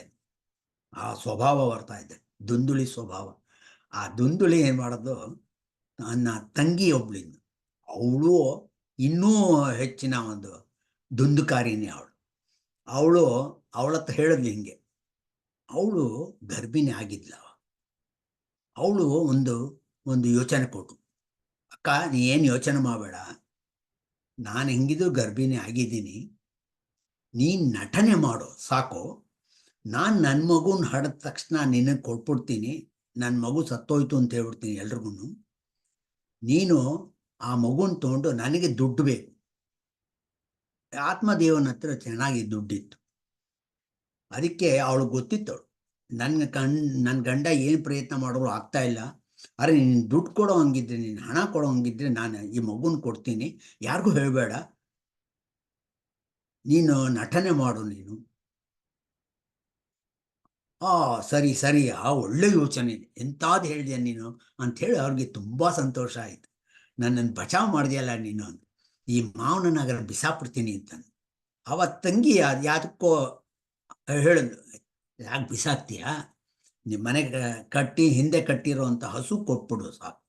ಅವ್ರ ಮನೇಲಿ ಹಸು ಇತ್ತು, ಹಸು ಕೊಟ್ಬಿಡು, ಆ ಹಸುಗೆ ತಿನ್ನಿಸ್ಬಿಡೋಣ ಅಂಥೇಳಿ ಅವಳೇನು ಮಾಡಲು, ಮನೆ ತೊಗೊಂಡೋಗಿ ಆ ಹಸುಗೆ ಹಾಕ್ಬಿಟ್ಲು. ಹಸು ತಿನ್ಬಿಡ್ತದೆ. ಗೊತ್ತಿಲ್ಲ ಗಂಡಂಗೆ, ಏನು ಗೊತ್ತಿಲ್ಲ. ಗಂಡ ಸುಮ್ಮನೆ ಖುಷಿಯಲ್ಲಿ, ಆನಂದದಲ್ಲಿ, ಸಂತೋಷದಲ್ಲಿ ಮುಳುಗೋಗಿದ್ದ ಅವನು. ಇವಳು ಹೊಟ್ಟೆಗೆ ಒಂಥರ ಬಟ್ಟೆ ಸುತ್ತಕೊಳ್ಳೋದು ಮಾಡೋದು, ಅದು ಮಾಡ್ತಾ ಮಾಡ್ತಾ ಮಾಡ್ತಾ ಮಾಡ್ತಾ ನಾನು ಗರ್ಭಿಣಿ ಅಂತ ಅಂದ್ಕೊಂಡು ಶುರು ಮಾಡ್ಕೊಂಡ್ಬಿಡು. ಆಮೇಲೆ ನಾನು ಇಲ್ಲಿ ಇರಲ್ಲ, ನಿಮಗೆ ತೊಂದರೆ ಆಗತ್ತೆ, ನಾನು ತಂಗಿ ಮನೇಲಿ ಇರ್ತೀನಿ ಅಂತ ಹೇಳ್ಬಿಟ್ಟು ಅಲ್ಲಿ ಹೊಟ್ಟೋದು. ಅವಳು ಗರ್ಭಿಣಿ ಅಂತ ಗೊತ್ತಿತ್ತು. ಹಾಗಾಗಿ ಅಲ್ಲಿ ಒಬ್ರಿಗೊಬ್ರಿಗೆ ಸಹಾಯ ಆಗತ್ತೆ, ನಾವು ಅಲ್ಲೇ ಹೋಗ್ತೀನಿ ಅಂತಂದ್ಬಿಟ್ಟು ಅಲ್ಲೇ ಹೊಟ್ಟೋದ್ಲು. ಗಂಡಂಗೆ ತುಂಬ ಖುಷಿ ಆಗೋಯ್ತು. ಅವನು ಮರ್ತೇ ಬಿಟ್ಟ ಒಂಥರ ಬೇರೆ ವ್ಯವಹಾರಗಳೆಲ್ಲ, ಅಷ್ಟು ಖುಷಿಯಾಗಿದ್ದ. ಸರಿ, ಒಂದು ದಿವಸ ಹಡಿಯುವಂಥ ಸಮಯ ಬಂತು. ಅವಳು ಹಡಿದ್ಲು, ಆ ಮಗುನ ಇವಳು ಕೊಟ್ಟರು. ಇವಳು ಮಗು ತಂದೆ ಮಗು ಅಂತ ಹೇಳ್ಬಿಟ್ಟು ಎಲ್ಲ ಕಟ್ಕೊಂಡಿರೋಂಥ, ಹೊಟ್ಟೆ ಕಟ್ಕೊಂಡಿರೋಂಥ ನಾಟ್ಯ ಎಲ್ಲ ಮುಗಿಸಿದ್ಲು. ನನಗೆ ಗಂಡು ಮಗು ಆಯಿತು ಅಂತಂದು ಆತ್ಮದೇವಂಗಂತೂ ಸ್ವರ್ಗ 3 ಇಂಚು ಅಂತಾರಲ್ಲ, ಆ ರೀತಿ ಅಷ್ಟು ಸಂತೋಷ. ಇಡೀ ಊರವ್ರಿಗೆಲ್ಲ ಹೇಳ್ಬಿಟ್ಟು. ಅವಳು ತಂಗಿ ನನ್ನ ಮಗು ಸತ್ತೋಯ್ತು ಅಂತ ಅಂದ್ಬಿಟ್ಟು ದುಃಖ ಪಟ್ಟ ಮಾಡ್ಬಿಟ್ಟು ಸುಮ್ಮನೆ ಆಗ್ಬಿಟ್ಲು. ಇವಂಗ ಆತ್ಮದೇವಂಗೆ ತುಂಬ ಸಂತೋಷ ಆಯಿತು. ಎಲ್ಲ ಊರವ್ರಿಗೆಲ್ಲ ಹೇಳ್ದ. ಊರವರೆಲ್ಲ ಬಂದಿದ್ದು, ಯಾಕೆಂದರೆ ಆತ್ಮದೇವ ಅಂತಂದರೆ ಒಂದು ಗೌರವ ಇತ್ತು. ಹಾಗಾಗಿ ಎಲ್ಲರೂ ಕೂಡ ಆ ಆತ್ಮದೇವಂಗೆ ಆಯ್ತಂತೆ ನೋಡಿ, ಎಷ್ಟೋ ವರ್ಷ ಆದಮೇಲೆ ಆಯ್ತಂತೆ ಅಂತ ಹೇಳಿ ಎಲ್ಲರೂ ಕೂಡ ಸಂತೋಷ ಪಟ್ಟರು. ಸರಿ, ಸ್ವಲ್ಪ ದಿವಸ ಆಯಿತು. ಅವ್ರ ಮನೇಲಿ ಒಂದು ಚಿತ್ರ ಘಟನೆ ಆಯಿತು. ಆ ಮಗುಗೆ ದುಂದುಕಾರಿ ಅಂತ ಹೆಸರಿಟ್ರು. ನೋಡಿ ಎಂಥ ಹೆಸರಿಟ್ರು. ಅದಕ್ಕೆ ಹೆಸರಿಡ್ಬೇಕಾದ್ರೆ ಯಾವಾಗಲೂ ದೇವರ ಹೆಸರಿಟ್ರೆ ಚೆನ್ನಾಗಿದೆ. ಅವರು ದುಂದುಕಾರಿ ಅಂತ ಹೆಸರಿಟ್ರು. ಆ ದುಂದುಕಾರಿನೇ ಅವನು. ಅಲ್ಲಿ ಆ ದುಂದುಕಾರಿಗೆ ಸುಮಾರು ಸ್ವಲ್ಪ ಒಂದು ವರ್ಷನೂ ಆಗಿಲ್ಲ. ಅಷ್ಟರೊಳಗೆ ವಿಚಿತ್ರ ಘಟನೆ ಆಯ್ತು. ಏನು ಅಂತ ಹೇಳಿದ್ರೆ, ಅವರ ಮನೆಯಲ್ಲಿ ಕಟ್ಟಿಗೆಯಲ್ಲಿ ಕಟ್ಟಿರುವಂಥ ಹಸು ಒಂದು ಗಂಡು ಮಗುವನ್ನ ಹಡಿತು. ನೋಡಿ, ಹಸು ಒಂದು ಗಂಡು ಮಗುವನ್ನ ಹಡಿತು. ಆನಂದ, ಇವನಿಗೆ ಆತ್ಮದೇವನಿಗೆ ಇನ್ನೂ ಸಂತೋಷ ಆಯಿತು. ಅಯ್ಯೋ, ನಾನು ದೇವರನ್ನ ಕೇಳಿಕೊಂಡು ಕೊನೆಗೆ ಆ ಸಾಧು ಕೊಟ್ಟಿದ್ದು ಒಂದು ಮಾವನನ್ನು, ಅವಳಲ್ಲೇ ಒಂದು ಗಂಡು ಮಗು, ಹಸು ಬೇರೆ ಒಂದು ಗಂಡು ಮಗು ಕೊಟ್ಟಿದ್ದೆ ನನಗೆ ಅಂತ ತುಂಬ ಸಂತೋಷ ಆಯಿತು. ಇಡೀ ಊರೇ ಬಂದು ನೋಡ್ಕೊಳಕ್ಕೆ ಶುರು ಮಾಡಿದೆ. ಯಾಕೆಂದರೆ ಹಸು ಗಂಡು ಮಗುನ ಹಡ್ದಿದೆ ಆತ್ಮದೇವನ ಮನೆಯಲ್ಲಿ ಅಂತ ಹೇಳಿ. ಆ ಗಂಡು ಮಗುಗೆ ಆ ಕಿವಿ ಸ್ವಲ್ಪ ಹಸು ಥರನೇ ಕಿವಿ ಇತ್ತು. ಹಾಗಾಗಿ ಗೋಕರ್ಣ ಅಂತ ಹೆಸರಿಟ್ರು. ನೋಡಿ, ಗೋಕರ್ಣನ ಕತೆ ಕೇಳಿದರೆ ತುಂಬ ಒಳ್ಳೆಯದಂತೆ, ಒಳ್ಳೆ ಫಲಕಾರಿ ಅಂತ. ಯಾಕೆಂದರೆ ಗೋವಿಂದ ಬಂದಿರೋಂಥ ಶಿಶು ಗೋಕರ್ಣ ಅಂತ ಹೆಸರಿಟ್ರು. ಯಾಕೆಂದರೆ ಕಿವಿ ಅವನಿಗೆ ಹಸು ಥರ ಇತ್ತು. ಆ ರೀತಿ ಗೋಕರ್ಣ ಅಂತ ಹೆಸರಿಟ್ರು. ಇನ್ನೊಬ್ಬ ದುಂದುಕಾರಿ, ಇನ್ನೊಬ್ಬ ಗೋಕರ್ಣ, ಇಬ್ಬರು ಬೆಳೆದರು. ಆ ಹುಡುಗ, ಆ ಗೋಕರ್ಣ ಅಪ್ಪಂಗೆ ಹೇಳ್ಬಿಟ್ಟು, ನಾನು ವಿದ್ಯೆ ಕಲ್ತ್ಕೋಬೇಕು ಅಂತ ನನಗೆ ತುಂಬ ಆಸೆ, ಅದಕ್ಕೋಸ್ಕರ ನಾನು ವಿದ್ಯೆ ಕಲ್ತ್ಕೊಳ್ಳೋಕ್ಕೆ ವಿದ್ಯಾಲಯಕ್ಕೆ ಹೋಗ್ತೀನಿ ಅಂತೇಳಿ ಅವನು ವಿದ್ಯಾಲಯಕ್ಕೆ ಹೋದ. ವೇದ ಪಠನ ಮಾಡುವಂಥದ್ದು, ಪುರಾಣದ ಪಠನ ಮಾಡುವಂಥದ್ದು, ಆ ಒಂದು ಆಧ್ಯಾತ್ಮಿಕ ಜೀವನದಲ್ಲಿ ನಾನು ಕಳಿಬೇಕು ಅಂತೇಳಿ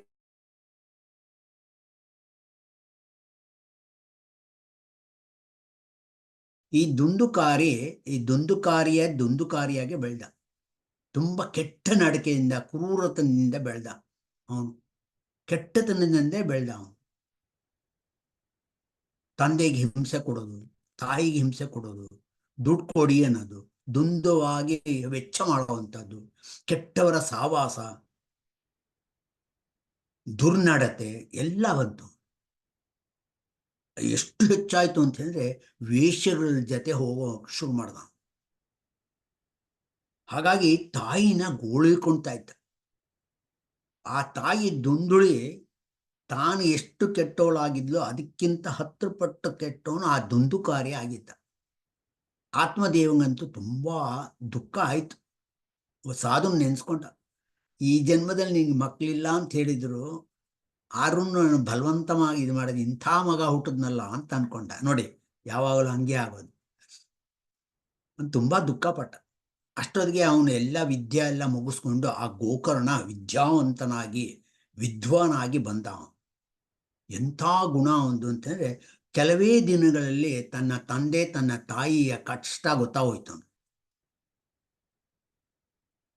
ತಂದೆ ಹೇಳ್ದ, ಯಾಕೆ ಇಷ್ಟು ಕಷ್ಟಪಡ್ತೀರಾ ನೀವು ವಯಸ್ಸಾಗಿದೆ, ಈಗಲಾರು ನೀವು ಪುರಾಣ ಪುಣ್ಯಕಥೆ ಅಂತ ಹೇಳ್ಕೊಂಡು ಆಧ್ಯಾತ್ಮದ ಇದರಲ್ಲಿ ನೀವು ತೀರ್ಥಯಾತ್ರೆ ಮಾಡಿ ನೀವು ಇದು ಮಾಡಿ, ಯಾಕೆ ಇಲ್ಲಿ ಸುಮ್ಮನೆ ಇದು ಮಾಡ್ತೀರಾ ನೀವು ಅಂಥೇಳಿ ಅವನು ಬುದ್ಧಿವಾದ ಹೇಳ್ದ. ಆ ಬುದ್ಧಿವಾದ ಆ ಆತ್ಮದೇವಂಗೆ ಹಿಡಿಸ್ತು. ನಿಮ್ಮ ಮನಸ್ಸು ನೆಮ್ಮದಿ ಸಿಗತ್ತೆ, ಹರಿಸ್ಮರಣೆಯಿಂದ ನೀವು ನಿಮ್ಮ ಜೀವನ ಕಾಲ ಕಳೀರಿ, ಒಳ್ಳೇದಾಗತ್ತೆ, ನಿಮಗೆ ಸದ್ಗತಿ ಸಿಗತ್ತೆ ನಿಮಗೆ ಅಂತೇಳಿ ಹೇಳಿದಾಗ ಅವನು ಆತ್ಮದೇವ ತನ್ನ ಸಂಸಾರದಲ್ಲಿ ಜಿಗುಪ್ಸೆ ಬಂದಿತ್ತು. ತನ್ನ ಮಗ ಹೇಳ್ತಾ ಇರೋವಂಥದ್ದು ತುಂಬ ಉತ್ತಮವಾದ ಒಂದು ಇದು ಅಂತೇಳಿ ಅವನು ತೀರ್ಥಯಾತ್ರೆಗೆ ಹೊಟ್ಟೋದ. ತೀರ್ಥಯಾತ್ರೆ ಮಾಡಿಕೊಂಡು ಅಲ್ಲೇ ಯಾವುದೋ ಒಂದು ತೀರ್ಥಯಾತ್ರದಲ್ಲಿ ಅವನು ಕಾಲ ಕಳೆದು ಕೊನೆಗೆ ಆತ್ಮದೇವ ಅವನು ಮರಣ ಹೋಗ್ತಾನೆ. ಇಲ್ಲಿ ತಾಯಿ ಇವನು ಕೂಡ ಯಾತ್ರೆ ಹೊರಟ್ಬಿಟ್ಟ ಗೋಕರ್ಣ. ಇಲ್ಲಿ ಇವನು ದುಂದುಕಾರಿ ತನ್ನ ತಾಯಿ ಹಿಂಸೆ ಕೊಟ್ಟು ಕೊಟ್ಟು ಕೊಟ್ಟು ಕೊನೆಗೆ ಆ ತಾಯಿ ದುಂದುಳಿ ಇವನ್ ಹಿಂಸೆ ತಡಿಲಾರ್ದೆ ಎಲ್ಲ ಒಡವೆ ಎಲ್ಲ ಕಿತ್ಕೊಂಡ, ದುಡ್ಡೆಲ್ಲ ಕಿತ್ಕೊಂಡ, ಎಲ್ಲವೂ ಕಿತ್ಕೊಂಡು ಅವಳು ಎದುರ್ಗೇನೆ ಕೂಡ ವೈಶ್ಯನ್ ಕರ್ಕೊಂಬರುವಂಥದ್ದು ಮಾಡ್ತಾ ಇದ್ದ. ಅಂಥವನು ಆ ತಾಯಿಗೆ ತುಂಬಾ ಬೇಜಾರಾಗಿ ಕೊನೆಗೆ ಬಾವಿಯಲ್ಲಿ ಬಿದ್ದು ಅವಳು ಆತ್ಮಹತ್ಯೆ ಮಾಡ್ಕೊಂಡು, ಆ ದುಂದುಕಾರಿ ಆ ಮನೆಗೆ ಕರ್ಕೊಂಬಂದ್ಬಿಟ್ಟ ಎಲ್ಲರೂ. 3-4 ಜನ ವೇಶ್ಯರು ಅವ್ರ ಮನೇಲಿದ್ರು. ಆ ದುಂದುಕಾರಿಯ ದುರ್ನಡೆ ಜಾಸ್ತಿ ಆಗಿ ಕೊನೆಗೆ ಆ ವೈಶ್ಯರೇ ಯೋಚನೆ ಮಾಡು, ಇವನಲ್ಲಿರೋಂಥ ಎಲ್ಲ ದುಡ್ಡನ್ನು ಶೇಖರಣೆ ಮಾಡಿ ನಾವು ಇವನನ್ನು ಸಾಯಿಸ್ಬಿಟ್ಟು ಹೊಟ್ಟೋಗೋಣ ನಾವು ಅಂತ ಹೇಳಿ 3-4 ಜನ ವೇಶ್ಯರು ಯಾರಿದ್ರು ಅವರೆಲ್ಲ ಯೋಚನೆ ಮಾಡಿ ಅವನಿಗೆ ಹಿಂಸೆ ಕೊಟ್ಟು ಎಂಥ ಹಿಂಸೆ ಕೊಟ್ಟೋದ್ರಂದ್ರೆ, ಒಂದು ಸುಮ್ಮನೆ ನಿಮಗೆ ಉದಾಹರಣೆಗೆ ಹೇಳಬೇಕು ಅಂದರೆ, ಅವನ ಮಂಚಕ್ಕೆ ಕಟ್ಟಾಕ್ಬಿಟ್ಟು ಆ ಕಬ್ಣದ ಒಂದು ಇದು ಇಜ್ಜಿಲು ಕೆಂಡ ಮಾಡಿ ಅವನ ಬಾಯಿಗೆ ಹಾಕೋರು. ಹಂಗಾಗಿ ಅವನು ಸತ್ತೋದ. ಅವನನ್ನ ಮನೆ ಹಿಂದ್ಗಡೆನೇ ಹೂತ್ಬಿಟ್ಟು ಮನೆ ಬಾಗಿಲು ಹಾಕ್ಕೊಂಡು ಕೇಳ್ದೆ ಇರೋವಂಥ ಎಲ್ಲ ಬಂಗಾರ ಮತ್ತು ದುಡ್ಡು ಎಲ್ಲವನ್ನೂ ತೊಗೊಂಡು ಹೊರಟೋದ್ರು ಆ 3 ಜನ ವೇಶ್ಯರು. ಕೆಲವು ದಿನಗಳಾಯ್ತು, ಅವನು ತೀರ್ಥಯಾತ್ರೆಯಲ್ಲಿದ್ದ ಗೋಕರ್ಣ. ತೀರ್ಥಯಾತ್ರೆಯಲ್ಲಿ ಗೊತ್ತಾಯ್ತು ಈ ರೀತಿ ತಾಯಿನೂ ಹೋಗ್ಬಿಟ್ಲು ಮತ್ತೆ ಅಣ್ಣನೂ ಹೋಗ್ಬಿಟ್ಟ ಅಂತ ಗೊತ್ತಾಯ್ತು. ಅದಕ್ಕೆ ಅವನು ಅಲ್ಲೇ ಗಯಾದಲ್ಲಿ ಶ್ರಾದ್ದ ಮಾಡ್ದ. ಎಲ್ಲೆಲ್ಲಿ ಅವನು ತೀರ್ಥಯಾತ್ರೆ ಮಾಡ್ತಾ ಇದ್ದ, ಕಾಶಿ, ಗಯಾ, ಮಥುರಾ ಎಲ್ಲ ಕಡೆನೂ ಕೂಡ ತನ್ನ ತಂದೆ, ತಾಯಿ ಮತ್ತು ಅಣ್ಣ ಈ 3 ಜನಕ್ಕೂ ಕೂಡ ಶ್ರಾದ್ದಗಳು ಮಾಡ್ತಾ ಇದ್ದ. ಎಲ್ಲ ಮಾಗಿಸ್ಕೊಂಡು ಒಂದ್ಸಲ ವಾಪಸ್ ಬಂದ, ಅದೇ ಊರಿಗೆ ಬಂದ. ತನ್ನ ಮನೆಗೆ ಹೋಗ್ಬೇಕು ಅಂತ ಹೇಳಿ ತನ್ನ ಮನೆಗೆ ಹೋದ. ತನ್ನ ಮನೆ ಬಾಗಿಲು ತೆಗೆದ, ಎಲ್ಲ ಧೂಳಿತ್ತು, ಆ ಧೂಳನ್ನೆಲ್ಲ ತೆಗೆದ. ಸರ್ ಅಲ್ಲೇ ಇರೋಣ ಅಂತ ಹೇಳಿ ಯೋಚನೆ ಮಾಡಿ ಸ್ವಚ್ಛವಾಗಿ ಮಾಡಿ ಮನೆಯನ್ನ ಅಲ್ಲೇ ಇರೋಕ್ಕೆ ಶುರು ಮಾಡ್ದ. ಅಲ್ಲೇ ನೆಮ್ಮದಿಯಾಗಿ ಇರ್ತಾ ಇದ್ದ, ಪೂಜೆ ಪುನಸ್ಕಾರಗಳೆಲ್ಲ ಮಾಡ್ತಾ ಇದ್ದ. ಒಂದು ದಿವಸ ರಾತ್ರಿ ಅವನಿಗೆ ಕನಸಿನಲ್ಲಿ ಏನೋ ನೋಡ್ದಂಗಾಯ್ತು. ಕಣ್ಬಿಟ್ಟ, ನೋಡಿದ್ರೆ ಒಂದು ಆಕಾರ ಇತ್ತು ಅಲ್ಲಿ. ಮೊದಲು ಮನುಷ್ಯನ ಆಕಾರ ಇತ್ತು, ಆಮೇಲೆ ಸ್ವಲ್ಪ ಸ್ವಲ್ಪ ಬರ್ತಾ ಬರ್ತಾ ಬರ್ತಾ ಬೇರೆ ಬೇರೆ ಆಕಾರಗಳು, ವಿಚಿತ್ರವಾದ ಪ್ರಾಣಿಗಳ ಆಕಾರಗಳು ಬರ್ತಾ ಇತ್ತು. ಇವನು ಯೋಚನೆ ಮಾಡ್ದ, ಏನೋ ಮಾತಾಡೋದು, ಏನೋ ಇದು ಮಾಡೋದು, ಸೊನ್ನೆ ಮಾಡೋದು, ಇದು ಮಾಡೋದು ಎಲ್ಲ ಮಾಡ್ತಾ ಇತ್ತು. ಅದಕ್ಕೆ ಇವನೇನು ಮಾಡ್ದ, ಹೆದರ್ಕೊಳ್ಳಿಲ್ಲ. ಹೆದರ್ಕೊಳ್ಳಿಲ್ಲ. ಅವನೇನು ಮಾಡ್ದ, ಏನು ಹೇಳು, ಯಾರು ನೀನು ಅಂತೆಲ್ಲ ಕೇಳ್ತಾ ಇದ್ದ. ಏನು ಉತ್ತರ ಹೇಳಲಿಲ್ಲ. ಅಂದರೆ ಸೊನ್ನೆ ಮಾಡ್ತು, ನನಗೆ ಬಾಯಿ ಮಾತಾಡಕ್ಕೆ ಬರಲ್ಲ ಅಂತ. ಆವಾಗ ಇವನು ನೀರಿನ ಅಭಿಮಂತ್ರಿಸಿ, ನೋಡಿ ಆ ನೀರಿನಲ್ಲಿ ಮಂತ್ರದಲ್ಲಿ ಎಷ್ಟು ಶಕ್ತಿ ಇದೆ. ಭಾಗವತದಲ್ಲಿ ಹೇಳೋವಂಥ ಪ್ರತಿಯೊಂದು ಘಟನೆಯಲ್ಲೂ ನೀವು ನೋಡ್ಕೋಬೇಕದು. ಮಂತ್ರ ಹೇಳೋ ಅಂಥದ್ರಲ್ಲಿ ಇದೆಯಲ್ಲ, ಭಕ್ತಿಯಿಂದ ಹೇಳಿದಾಗ ಅದರದ ಪ್ರಭಾವ ಇರುತ್ತೆ, ಅದರ ಶಕ್ತಿ ಇರುತ್ತೆ. ಆ ನೀರಿನಲ್ಲಿ ಆ ಶಕ್ತಿ ಇರುತ್ತೆ. ನೋಡಿ, ಅಭಿಮಂತ್ರಿಸಿ ಆ ನೀರನ್ನ ಪ್ರೋಕ್ಷಣೆ ಮಾಡ್ತಾನೆ. ಆವಾಗ ಆ ಪ್ರೇತ ಜೀವ ಏನಿದೆ ಅವರ ಅಣ್ಣನೇ. ನಾನು ನಿಮ್ಮ ಅಣ್ಣ ದುಂದುಕಾರಿ ಅಂತ ಹೇಳ್ತಾನೆ.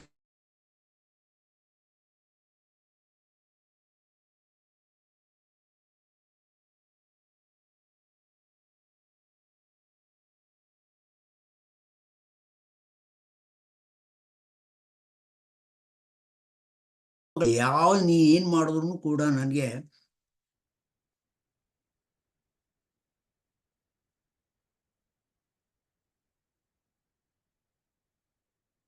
ಕೇಳಿಸ್ತಾ ಇದೆಯಾ? ಜಿ ಒಂದು ಸೆಕೆಂಡ್ ಕಟ್ ಆಯ್ತು, ಒಂದು 2 ನಿಮಿಷ ಕಂಟಿನ್ಯೂ ಮಾಡಿದ್ವಿ. ಸರಿ. ಅಂದರೆ ಆ ಮಂತ್ರಶಕ್ತಿ ಎಷ್ಟಿರುತ್ತೆ ಅಂತ ಹೇಳಿದ್ರೆ ನಿಮಗೆ ಭಾಗವತ ಕೇಳಿದಾಗ ಗೊತ್ತಾಗತ್ತೆ. ಆ ಮಂತ್ರಶಕ್ತಿ ಈಗಲೂ ಇದೆ. ಆ ಮಂತ್ರ ಹೇಳಿ, ನೀರಿನಲ್ಲಿ ಮಂತ್ರ ಹೇಳಿ ಆ ಪ್ರೋಕ್ಷಣೆ ಮಾಡ್ತಾನೆ. ಆವಾಗ ಆ ಪ್ರೇತ ಜೀವ ಮಾತಾಡಕ್ಕೆ ಬರುತ್ತೆ.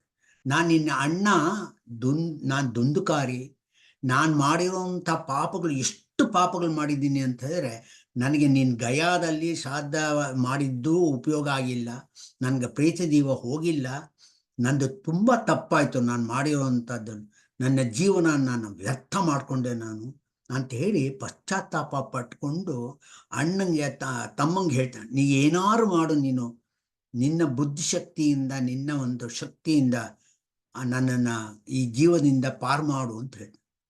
ಆವಾಗ ಆಯಿತು, ಇವಾಗ ಇನ್ನೇನು ತೊಂದರೆ ಕೊಡಕ್ಕೆ ಹೋಗಬೇಡ, ನಿನ್ನ ಜಾಗದಲ್ಲಿ ನೀನು ಹೋಗು, ನೀನು ನಾನು ಮಾಡ್ತೀನಿ, ಪ್ರಯತ್ನ ಮಾಡ್ತೀನಿ ನಾಳೆನೇ ಅಂತ ಹೇಳಿಬಿಟ್ಟು ಆ ಪ್ರೇತಕ್ಕೆ ನೀರು ಪ್ರೋಕ್ಷಣೆ ಮಾಡ್ದ.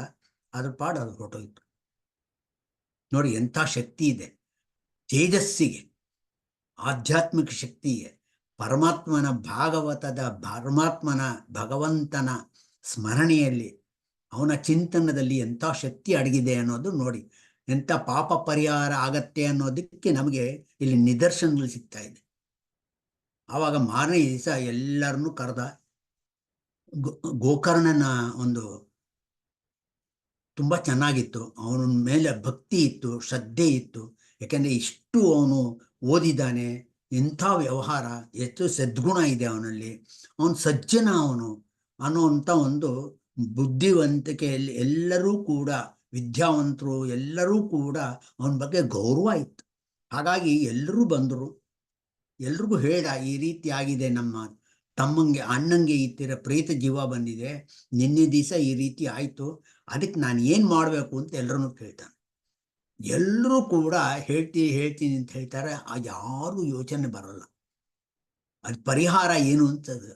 ಆವಾಗ ಒಬ್ಬರು ವಿದ್ವಾಂಸರು ಹೇಳ್ತಾರೆ, ನೀನು ಇಂಥ ಒಂದು ದಿವ್ಯ ಶಕ್ತಿ ಇರೋವಂಥ ಗೋಕರ್ಣ, ನಿನ್ನಲ್ಲಿ ತೇಜಸ್ಸಿದೆ, ನಿನ್ನಲ್ಲಿ ಸಾತ್ವಿಕ ಗುಣ ಇದೆ, ದೇವಭಕ್ತ ನೀನು ಸೂರ್ಯದೇವನ್ ಕೇಳು, ಸೂರ್ಯದೇವ ಹೇಳ್ತಾನೆ ಅಂತ. ನೋಡಿ ಎಂಥ ಒಂದು ಶಕ್ತಿ ಇದೆ ಅಂತ, ಆಧ್ಯಾತ್ಮ ಶಕ್ತಿಯಲ್ಲಿ. ಅವನು ಮಾರನೇ ದಿವಸ ಸ್ನಾನ ಮಾಡಿ ಸೂರ್ಯ ಉದಯಿಸಬೇಕಾದ್ರೆ ಆ ಒಂದು ಇದರಲ್ಲೇ ಅವನು ಧ್ಯಾನ ಮಾಡಿ ಸೂರ್ಯದೇವನ್ ಕೇಳ್ತಾನೆ, ಈ ರೀತಿ ಆಗಿದೆ, ಏನು ಮಾಡಬೇಕು ಅಂತ. ಸೂರ್ಯದೇವ ಸಾಕ್ಷಾತ್ತಾಗಿ ಅಶರೀರವಾಣಿ ಕೇಳಿಸತ್ತೆ ಇವನಿಗೆ, ಗೋಕರ್ಣ ಭಾಗವತ ಪ್ರವಚನ ಮಾಡು, ಆ ಪ್ರೇತ ಜೀವನು ಕೇಳೋ ಹಂಗೆ ಮಾಡು, ಮುಕ್ತಿ ಸಿಗತ್ತೆ ಅವನಿಗೆ ಅಂತೇಳಿ. ಆಗ ತಕ್ಷಣ ಅವನು ಹಾಗಾದ್ರೆ ಭಾಗವತ ಪ್ರವಚನಕ್ಕೆ ಸಪ್ತಾಹ, ಭಾಗವತ ಸಪ್ತಾಹ ಅಂತ ಹೇಳ್ತಾರೆ, ಬ್ರಹ್ಮದೇವರು ಹಾಕೊಟ್ಟಿರುವಂಥ ಪದ್ಧತಿ ಅದು. 7 ದಿವಸನೂ ಕೂಡ ಸತತವಾಗಿ ನಿರಂತರವಾಗಿ ಕೆಲವು ಕ್ಷಣಗಳಲ್ಲಿ ಅಥವಾ ಗಂಟೆಗಳಲ್ಲಿ ಬಾಕಿ ವ್ಯವಹಾರದೆಲ್ಲ ಮುಗಿಸ್ಕೊಂಡು ಒಂದು ಕತೆ ಕೇಳುವಂಥದ್ದು. ಅದಕ್ಕೆ ಭಾಗವತ ಸಪ್ತಾಹ ಅಂತ ಹೇಳ್ತಾರೆ. ಆ ವಿಧಿ ಅದು ಬ್ರಹ್ಮಚರ್ಯದಿಂದ, ನಿಷ್ಠೆಯಿಂದ, ಪ್ರಾಮಾಣಿಕತೆಯಿಂದ, ತಪಸ್ಸಿನಂತೆ ಕೇಳಬೇಕು ಭಾಗವತ ಸಪ್ತಾಹ. ಆ ರೀತಿ ವ್ರತದಂತೆ ಕೇಳಬೇಕು. ಆ ರೀತಿ ಭಾಗವತ ಸಪ್ತಾಹ ನೀನು ಮಾಡು, ನಿಮ್ಮ ಅಣ್ಣಂಗೆ ಮುಕ್ತಿ ಸಿಗತ್ತೆ ಅಂತ ಅಶರೀರವಾಣಿ ಕೇಳಿಸಿದಾಗ ಸೂರ್ಯದೇವ ಹೇಳಿದಾಗ ಇವಾಗ ನಿಶ್ಚಯ ಮಾಡ್ತಾನೆ ಗೋಕರ್ಣ, ಹಾಗಾದ್ರೆ ನಾನು ಭಾಗವತ ಸಪ್ತಾಹ ಮಾಡ್ತೀನಿ ಅಂತ ಹೇಳಿ ಇಡೀ ಊರಲ್ಲಿ ಎಲ್ಲರೂ ಕರ್ತಾನೆ. ಸುತ್ತಮುತ್ತಲು ಇರುವಂಥ ಊರಲ್ಲಿಂದರೂ ಕೂಡ ಆ ಭಾಗವತನ ಕೇಳಬೇಕು, ಭಾಗವತ ಕೇಳಬೇಕು, ಗೋಕರ್ಣ ಪ್ರವಚನ ಮಾಡ್ತಾನಂತೆ ಅಂತ ಹೇಳಿ ಇಡೀ ಊರ ಹತ್ರ ಇರುವಂಥ ಹಳ್ಳಿಗಳಿಂದನೂ ಕೂಡ 100 ಜನ ಬರ್ತಾರೆ. ಇವನೇ ಆ ಊರಿನಲ್ಲೇ ಇದ್ದಂಥ ಒಂದು ಪಾಳು ಬಿದ್ದೋಗಿರುವಂಥ ದೇವಸ್ಥಾನ ಐತೆ, ಅದನ್ನು ಸ್ವಚ್ಛ ಮಾಡ್ತಾರೆ. ದೇವಸ್ಥಾನ ಸ್ವಚ್ಛ ಮಾಡಿ ಒಂದು ಒಳ್ಳೆ ವಾತಾವರಣ ಇದು ಮಾಡ್ತಾರೆ, ನಿರ್ಮಾಣ ಮಾಡ್ತಾರೆ. ಅಲ್ಲಿ ಒಂದು ವೇದಿಕೆ ಮಾಡ್ತಾರೆ. ಗೋಕರ್ಣ ಭಾಗವತ ಹೇಳ್ತಾರಂತೆ. ಗೋಕರ್ಣನ ಬಗ್ಗೆ ತುಂಬ ಗೌರವ ಇರುತ್ತೆ, ಅತ್ಯಂತ ಗೌರವ ಇರುತ್ತೆ. ಹಾಗಾಗಿ ಎಲ್ಲರೂ ಬರ್ತಾರೆ, 100 ಜನ ಬರ್ತಾರೆ. ಆ ಪ್ರೇತಕ್ಕೂ ಅಣ್ಣಂಗೂ ಹೇಳ್ತಾನೆ ನೋಡಿ, ಪ್ರೇತನ ಹತ್ರ ಮಾತಾಡೋ ಅಂಥದ್ದು ಆ ಶಕ್ತಿ ಇದೆಯಲ್ಲ, ನಮ್ಗೆ ಆಶ್ಚರ್ಯ ಆಗುತ್ತೆ. ನಮ್ಗೇನಾದ್ರು ರಾತ್ರಿ ಮಲ್ಕೊಂಡಿರುವಾಗ ಶಬ್ದ ಆಗ್ಬಿಟ್ರೆ ಹೆದರ್ಕೊಂಡ್ಬಿಡ್ತೀವಿ ನಾವು. ಅಂಥದ್ದಲ್ಲಿ ಪ್ರೇತನ ಹತ್ರ ಹೇಳ್ತಾನೆ, ಮನೆಗೆ ಹೋಗಿ ನೀರು ಪ್ರೋಕ್ಷಣೆ ಮಾಡಿ ಹೇಳ್ತಾನೆ, ನೋಡು ನಾಳೆಯಿಂದ ಇಂಥ ದೇವಸ್ಥಾನದಲ್ಲಿ ಭಾಗವತ ಆಗತ್ತೆ, ನೀನು ಬಂದು ಕೇಳಿಸ್ಕೋದ. ಆಗ ಪ್ರೇತ ಅವನು ಎಲ್ಲಿ ದೇವಸ್ಥಾನದಲ್ಲಿ ಮಾಡ್ತಾನೋ ಅಲ್ಲಿ ಎಲ್ಲಿ ಕೂತ್ಕೋಬೇಕು ಅಂತ ನೋಡ್ತಾನೆ. ಅಲ್ಲಿ ಒಂದು ದೊಡ್ಡ ಬೊಂಬಿಟ್ಟಿರ್ತಾರೆ, ಬಿದಿರಿನ ಬೊಂಬು. ಆ ಬೊಂಬು ಅಂದ್ರೆ ನಿಮ್ಗೆ ಗೊತ್ತಿರುತ್ತೆ, ಅಂದ್ರೆ ಒಂಥರ ಹೋಲ್ ಇರುತ್ತೆ, ತೂತಿ ಇರುತ್ತೆ. ಅದು ಅಲ್ಲಿ ಸುಮಾರು ಅಲ್ಲಿ ಹೋಗ್ತಾನೆ. ಆ ಗಂಟಲ್ಲಿ ಆ ತೂತೊಳಗೆ ಹೋಗಿ ಸೇರ್ಕೊಂಡು ಕೂತ್ಕೋಬೇಕು ಅಂತ ಯೋಚನೆ ಮಾಡ್ತಾನೆ. ಮಾರನೇ ದಿವಸದಿಂದ ಪ್ರಾರಂಭ ಆಗತ್ತೆ. ಎಲ್ಲರೂ ಬರ್ತಾರೆ, 100 ಜನ ಬರ್ತಾರೆ. ಭಕ್ತರು ಭಕ್ತಿಯಿಂದ ಕೇಳಬೇಕು ಭಾಗವತ ಅಂತ ಹೇಳಿ. ಗೋಕರ್ಣ ಹೇಳ್ತಾ ಇದ್ದಾನೆ ಅಂತ ಎಲ್ಲ ವಿದ್ವಾಂಸರುಗಳು ಬರ್ತಾರೆ.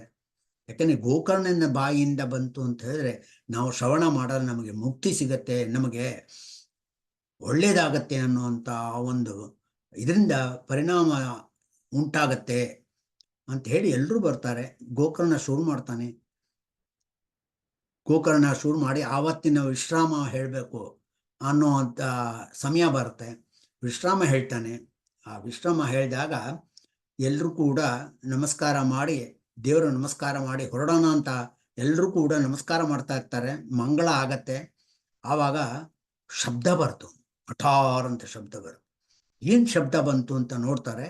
ಆ ಬೊಂಬೆ ಯಾವ್ದಿಟ್ಟಿದ್ರು 1 ಗಂಟು ಒಡೆದೋಗುತ್ತೆ, ಪಟ್ ಅಂತ ಒಡೆದೋಗುತ್ತೆ. ಅದು ಗೋಕರ್ಣಂಗೆ ಗೊತ್ತಾಗತ್ತೆ, ಅಂದ್ರೆ ನಮ್ಮ ಅಣ್ಣ ಆ ಬಿದಿರಿನಲ್ಲಿ ಕೂತಿದ್ದಾನೆ ಬೊಂಬಲ್ಲಿ ಅಂತ.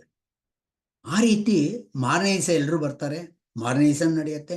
7 ದಿವಸನೂ ಕೂಡ ಎಷ್ಟು ಬೇಕೋ ಅಷ್ಟೇ ವಿಶ್ರಾಂತಿ. ಈ ಮಿಕ್ಕಿ ಸಮಯದಲ್ಲೆಲ್ಲ ಅದೇ ಭಾಗವತ 7 ದಿವಸನೂ ಮಾಡ್ತಾನೆ. 2ನೇ ದಿವಸ ಆಗತ್ತೆ. 2ನೇ ದಿವಸ 2ನೇ ಒಂದು ಗಂಟೆ ಇರುತ್ತೆ. ಆ ಗಂಟೆ ಪಟ್ ಅಂತ ಹೊಡೆಯುತ್ತೆ. ನೋಡಿ ಎಂಥ ಶಕ್ತಿ ಇರುತ್ತೆ, ಅದು ಪಟ್ ಅಂತ ಹೊಡೆಯುತ್ತೆ. ಅದು ಆ ರೀತಿ 7 ದಿವಸ ಆದಮೇಲೆ 7ನೇ ಗಂಟು, ಕೊನೇ ಗಂಟು ಪಟ್ ಅಂತ ಶಬ್ದ ಬರುತ್ತೆ. ಎಲ್ಲರೂ ನೋಡ್ತಾರೆ. ಆ ಪಟ್ ಅಂತ ಶಬ್ದ ಬಂದಾಗ ಎಲ್ಲರೂ ಆ ಕಡೆ ಗಮನ ಬರುತ್ತೆ. ದಿವ್ಯ ಒಬ್ಬ ಪುರುಷ ನಿಂತ್ಕೊಂತಾನೆ. ಎಲ್ರಿಗೂ ಆಶ್ಚರ್ಯ ಆಗತ್ತೆ, ಆ ಬೊಂಬಿಂದ ಹೆಂಗ್ ಬಂದ ಮನುಷ್ಯ ಅಂತ. ವಿಷ್ಣು ದೂತರು ಬರ್ತಾರೆ. ಆ ಗೋಕರ್ಣ ಎಲ್ಲರೂ ನೋಡ್ತಾರೆ. ಗೋಕರ್ಣ ವಿಷ್ಣು ದೂತರು ಕಾಣಿಸ್ತಾರೆ ಗೋಕರ್ಣಂಗೆ ಮಾತ್ರ. ಆ ಗೋಕರ್ಣ ಆ ತಮ್ಮ ಅಣ್ಣ ಅವನು ದಿವ್ಯ ಮನುಷ್ಯನಾಗಿ ನಿಂತಿರ್ತಾನೆ, ನಮಸ್ಕಾರ ಮಾಡ್ತಾನೆ. ತಮ್ಮಂಗೆ, ನೀನು ತಮ್ಮ ಆದರೂ ನೀನು ನಮಸ್ಕಾರ ಮಾಡ್ತೀನಿ, ಯಾಕೆಂದ್ರೆ ನನಗೆ ಪ್ರೇತ ಜೀವನದಿಂದ ನೀನು ಮುಕ್ತಿ ಕೊಟ್ಟೆ, ನೀನು ಭಾಗವತ ಶ್ರವಣದಿಂದ ಮುಕ್ತಿ ಕೊಟ್ಟೆ ನೀನು ನನಗೆ ಅಂತ ಹೇಳಿ ನಮಸ್ಕಾರ ಮಾಡಿ, ದೇವ್ರಿಗೂ ನಮಸ್ಕಾರ ಮಾಡಿ ಆ ವಿಷ್ಣು ದೂತರ ಜೊತೆಗೆ ಅವ್ರು ಕರ್ಕೊಂಡು ಹೋಗ್ತಾರೆ. ವಿಷ್ಣು ದೂತರು ಅಂದರೆ ವಿಷ್ಣು ದೂತರು ಅಂದರೆ ದೇವಲೋಕಕ್ಕೆ ಕರ್ಕೊಂಡು ಹೋಗ್ತಾರೆ. ಯಮದೂತರು ಬರಲಿಲ್ಲ, ಯಾಕಂದರೆ ಭಾಗವತ ಕೇಳಿದ್ದಾನೆ ಅವನು. ವಿಷ್ಣು ದೂತರು ಕರ್ಕೊಂಡು ಹೋಗ್ತಾರೆ. ಆವಾಗ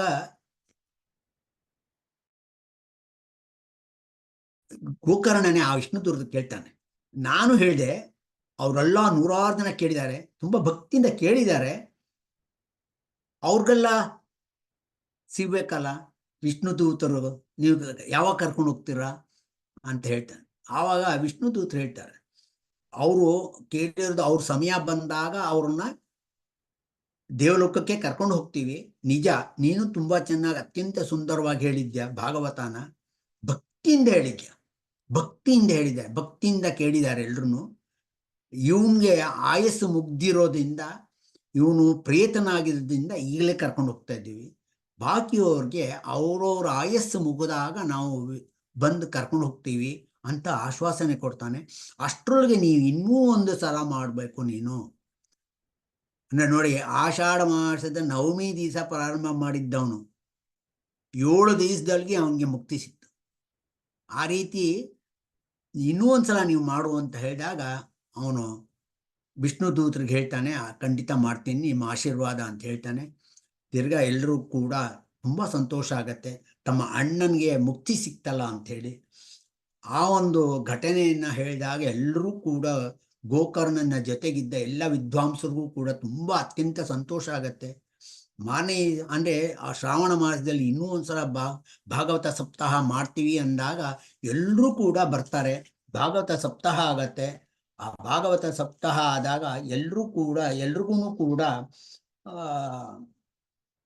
ವಿಷ್ಣು ದೂತರು ಹೇಳ್ತಾರೆ, ಯಾವಾಗ ಅವರ ಆಯಸ್ಸು ಮುಗಿಯತ್ತೆ ಅವಾಗ ಖಂಡಿತ ನಾವು ಕರ್ಕೊಂಡು ಹೋಗ್ತೀವಿ. ವಿಷ್ಣು ದೂತರೇ ಹೇಳ್ತಾರೆ ಅವರ ಆಯಸ್ಸು ಮುಗಿದಾಗ ನಾವು ದೇವಲೋಕಕ್ಕೆ ಕರ್ಕೊಂಡು ಹೋಗ್ತೀವಿ, ಯಮದೂತರು ಬರಲ್ಲ.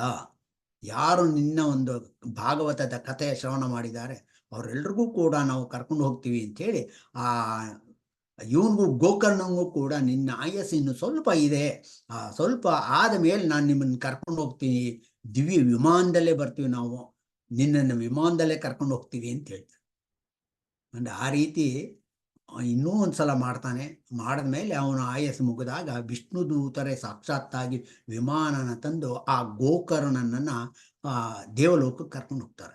ಅಂದರೆ ಯಾರು ಈ ಗೋಕರ್ಣನ ಕಥೆಯನ್ನು ಕೇಳ್ತಾರೆ ಅವ್ರಿಗೆಲ್ರಿಗೂ ಕೂಡ ಖಂಡಿತವಾಗಿಯೂ ಮುಕ್ತಿ ಸಿಗತ್ತೆ, ಭಗವಂತನ ಅನುಗ್ರಹ ಆಗತ್ತೆ, ಪಾಪ ಪರಿಹಾರ ಆಗತ್ತೆ. ಅಂದರೆ ಪ್ರೇತ ಜೀವ ಇರುವಂಥದ್ದು ಪಾಪದ ಪರಿಣಾಮವಾಗಿ ಅಂಥ ದುಷ್ಟ ಕೆಲಸ ಮಾಡಿದ್ರು ಕೂಡ ಪ್ರೇತ ಜೀವ ಬಂದ ಮೇಲೂ ಕೂಡ ಪ್ರೇತ ಜೀವ ಭಾಗವತ ಕೇಳೋ ಹಂಗೆ ಮಾಡಿ ಆ ಪ್ರೇತ ಜೀವ ಹೋಗ್ಲಾಡ್ಸಿರುವಂಥ ಶಕ್ತಿ ಅಪಾರ ಆ ಭಾಗವತಕ್ಕಿದೆ. ಅಂಥ ಭಾಗವತನ ಕೇಳಬೇಕು ಅಂತ ಇವರು ಸೂತ ಪುರಾಣಿಕರು ಶೌನಕಾದಿಗಳಿಗೆ ಹೇಳ್ತಾರೆ. ಅದಕ್ಕೆ ಭಾಗವತ ಕೇಳಬೇಕಪ್ಪ ಅಂತ ಹೇಳೋದು. ಆ ಭಾಗವತ ನಾನು ಹೇಳ್ತೀನಿ ಅಂತ ಹೇಳಿ ಭಾಗವತದ ಮಹಿಮೆನ ಹೇಳಿರ್ತಾರೆ, ಭಾಗವತದ ಮಹಿಮೆ ಹೇಳಿರ್ತಾರೆ. ಆ ರೀತಿ ನಂಬಿಕೆಯಿಂದ ಭಕ್ತಿಯಿಂದ ಭಾಗವತದ ಪ್ರವಚನ ನಾವೆಲ್ಲರೂ ಕೂಡ ಕೇಳಿ ಕೃತಾರ್ಥರಾಗಬೇಕು. ಭಗವಂತನ ಸ್ಮರಣೆಯಲ್ಲಿದ್ದಾಗ, ಭಗವಂತನ ಒಂದು ಭಕ್ತಿಯಲ್ಲಿದ್ದಾಗ, ಭಕ್ತಿ ಅಂದರೆ ಅದೇ ಭಕ್ತಿ ಅಂತಂದ್ರೆ ಭಗವಂತನ ಸ್ಮರಣೆ ಮಾಡ್ಕೊಂಡು, ಭಗವಂತ ಸರ್ವಸ್ವ, ಅವನು ಸರ್ವೋತ್ತಮ, ಅವನು ಸರ್ವವ್ಯಾಪಿ ಅನ್ನುವಂಥದ್ದು. ಆ ರೀತಿ ಭಾಗವತ ಕೇಳಿದಾಗ ಇಂಥ ಒಂದು ಪರಿಣಾಮ ಆಯಿತು. ಆ ಗೋಕರ್ಣನ ಕಥಾ ಕೇಳಿದ ಮೇಲಂತೂ ಎಲ್ರಿಗೂ ಕೂಡ ಅನುಗ್ರಹ ಮಾಡ್ತಾನೆ ಪರಮಾತ್ಮ. ಆ ನಿಟ್ಟಿನಲ್ಲಿ ಎಲ್ಲರೂ ಕೂಡ ಭಾಗವತ ಕೇಳಬೇಕು ಅಂತ ಸನಕಾದಿಗಳು ನಾರದರು ಹೇಳ್ತಾರೆ. ಸೂತ ಪುರಾಣಿಕರು ಎಲ್ಲ ಶೌನಕಾದಿ ಮುನಿಗಳಿಗೆ ಹೇಳ್ತಾರೆ. ಈ ರೀತಿ ಭಕ್ತಿ ಜ್ಞಾನ ವೈರಾಗ್ಯ ಬರುತ್ತೆ. ಭಗವಂತನ ಚಿಂತನದಲ್ಲಿದ್ದವ್ರಿಗೆ ಅಂತ ಹೇಳಿ ಅವರು ಕೂಡ ಅದೇ ರೀತಿ ಹೇಳ್ತಾರೆ. ಭಗವದ್ಗೀತೆಯಲ್ಲಿ ಕೃಷ್ಣನೂ ಹೇಳಿದ್ದಾನೆ. ಕೃಷ್ಣನು ಭಗವದ್ಗೀತೆಯಲ್ಲಿ ಹೇಳಿದ್ದಾನೆ, ಅನನ್ಯ ಚಿಂತೆಯಂತೋ ಮಾಂ ಯೇ ಜನ ಪರ್ಯುಪಾಸತೆ ತೇಷಾಂ ನಿತ್ಯಾಭಿಯುಕ್ತಾನಂ ಯೋಗಕ್ಷೇಮ ವಹಾಮ್ಯಹಂ. ಅಂದರೆ ಯಾರು ಅನನ್ಯವಾಗಿ ನನ್ನ ಚಿಂತನೆ ಮಾಡ್ತಾರೆ, ಅನನ್ಯವಾಗಿ ನನ್ನ ಚಿಂತನೆ ಮಾಡ್ತಾರೆ. ಅನನ್ಯ ಅಂದರೆ ಅನೇಕ ಅರ್ಥಗಳಿದೆ. ಅನನ್ಯವಾಗಿ ಅಂತ ನಿರಂತರವಾಗಿ, ಅನನ್ಯವಾಗಿ ಅಂತಂದರೆ ಶರಣು ಹೊಂದು ಭಕ್ತಿಯಿಂದ, ಅದೇ ಭಕ್ತಿ ಅನ್ಸ್ಕೊಳ್ಳೋದು. ಅಂದರೆ ನೀನೇ ಸರ್ವಸ್ವ ಸರ್ವೋತ್ತಮಪ್ಪ, ನನ್ನ ಕೈಲಿ ಒಳ್ಳೆ ಕೆಲಸ ಮಾಡಿಸು ಅನ್ನೋದೇ ಒಂದು ಇದು. ಅಂಥ ಒಂದು ದಿವ್ಯ ಒಂದು ಸಂದೇಶ ಈ ಭಾಗವತದಲ್ಲಿ ಇದೆ ಅಂತ ಹೇಳ್ತಾ ಸನಕಾದಿಗಳು ಮತ್ತು ಸೂತ ಪುರಾಣಿಕರು ಅವರೊಂದು ಪುರಾಣ ಮುಗಿಸ್ತಾರೆ. ಇಷ್ಟೊತ್ತೂ ಕೂಡ ಭಗವಂತನ ಒಂದು ಭಾಗವತದ ಮಹಾತ್ಮೆಯೇ ಕೇಳದೆ ಎಲ್ಲವೂ ಕೂಡ ಭಗವಂತನ ಪಾದಕಮಲಗೆ ಅರ್ಪಿಸ್ತಾ ಕೃಷ್ಣಾರ್ಪಣ ಮಸ್ತು ಅಂತ ಹೇಳೋಣ. ಮತ್ತು ಇವಾಗ ಶಾಂತಿ ಮಂತ್ರ ಹೇಳ್ತೀನಿ, ಮುಗಿಸೋಣ.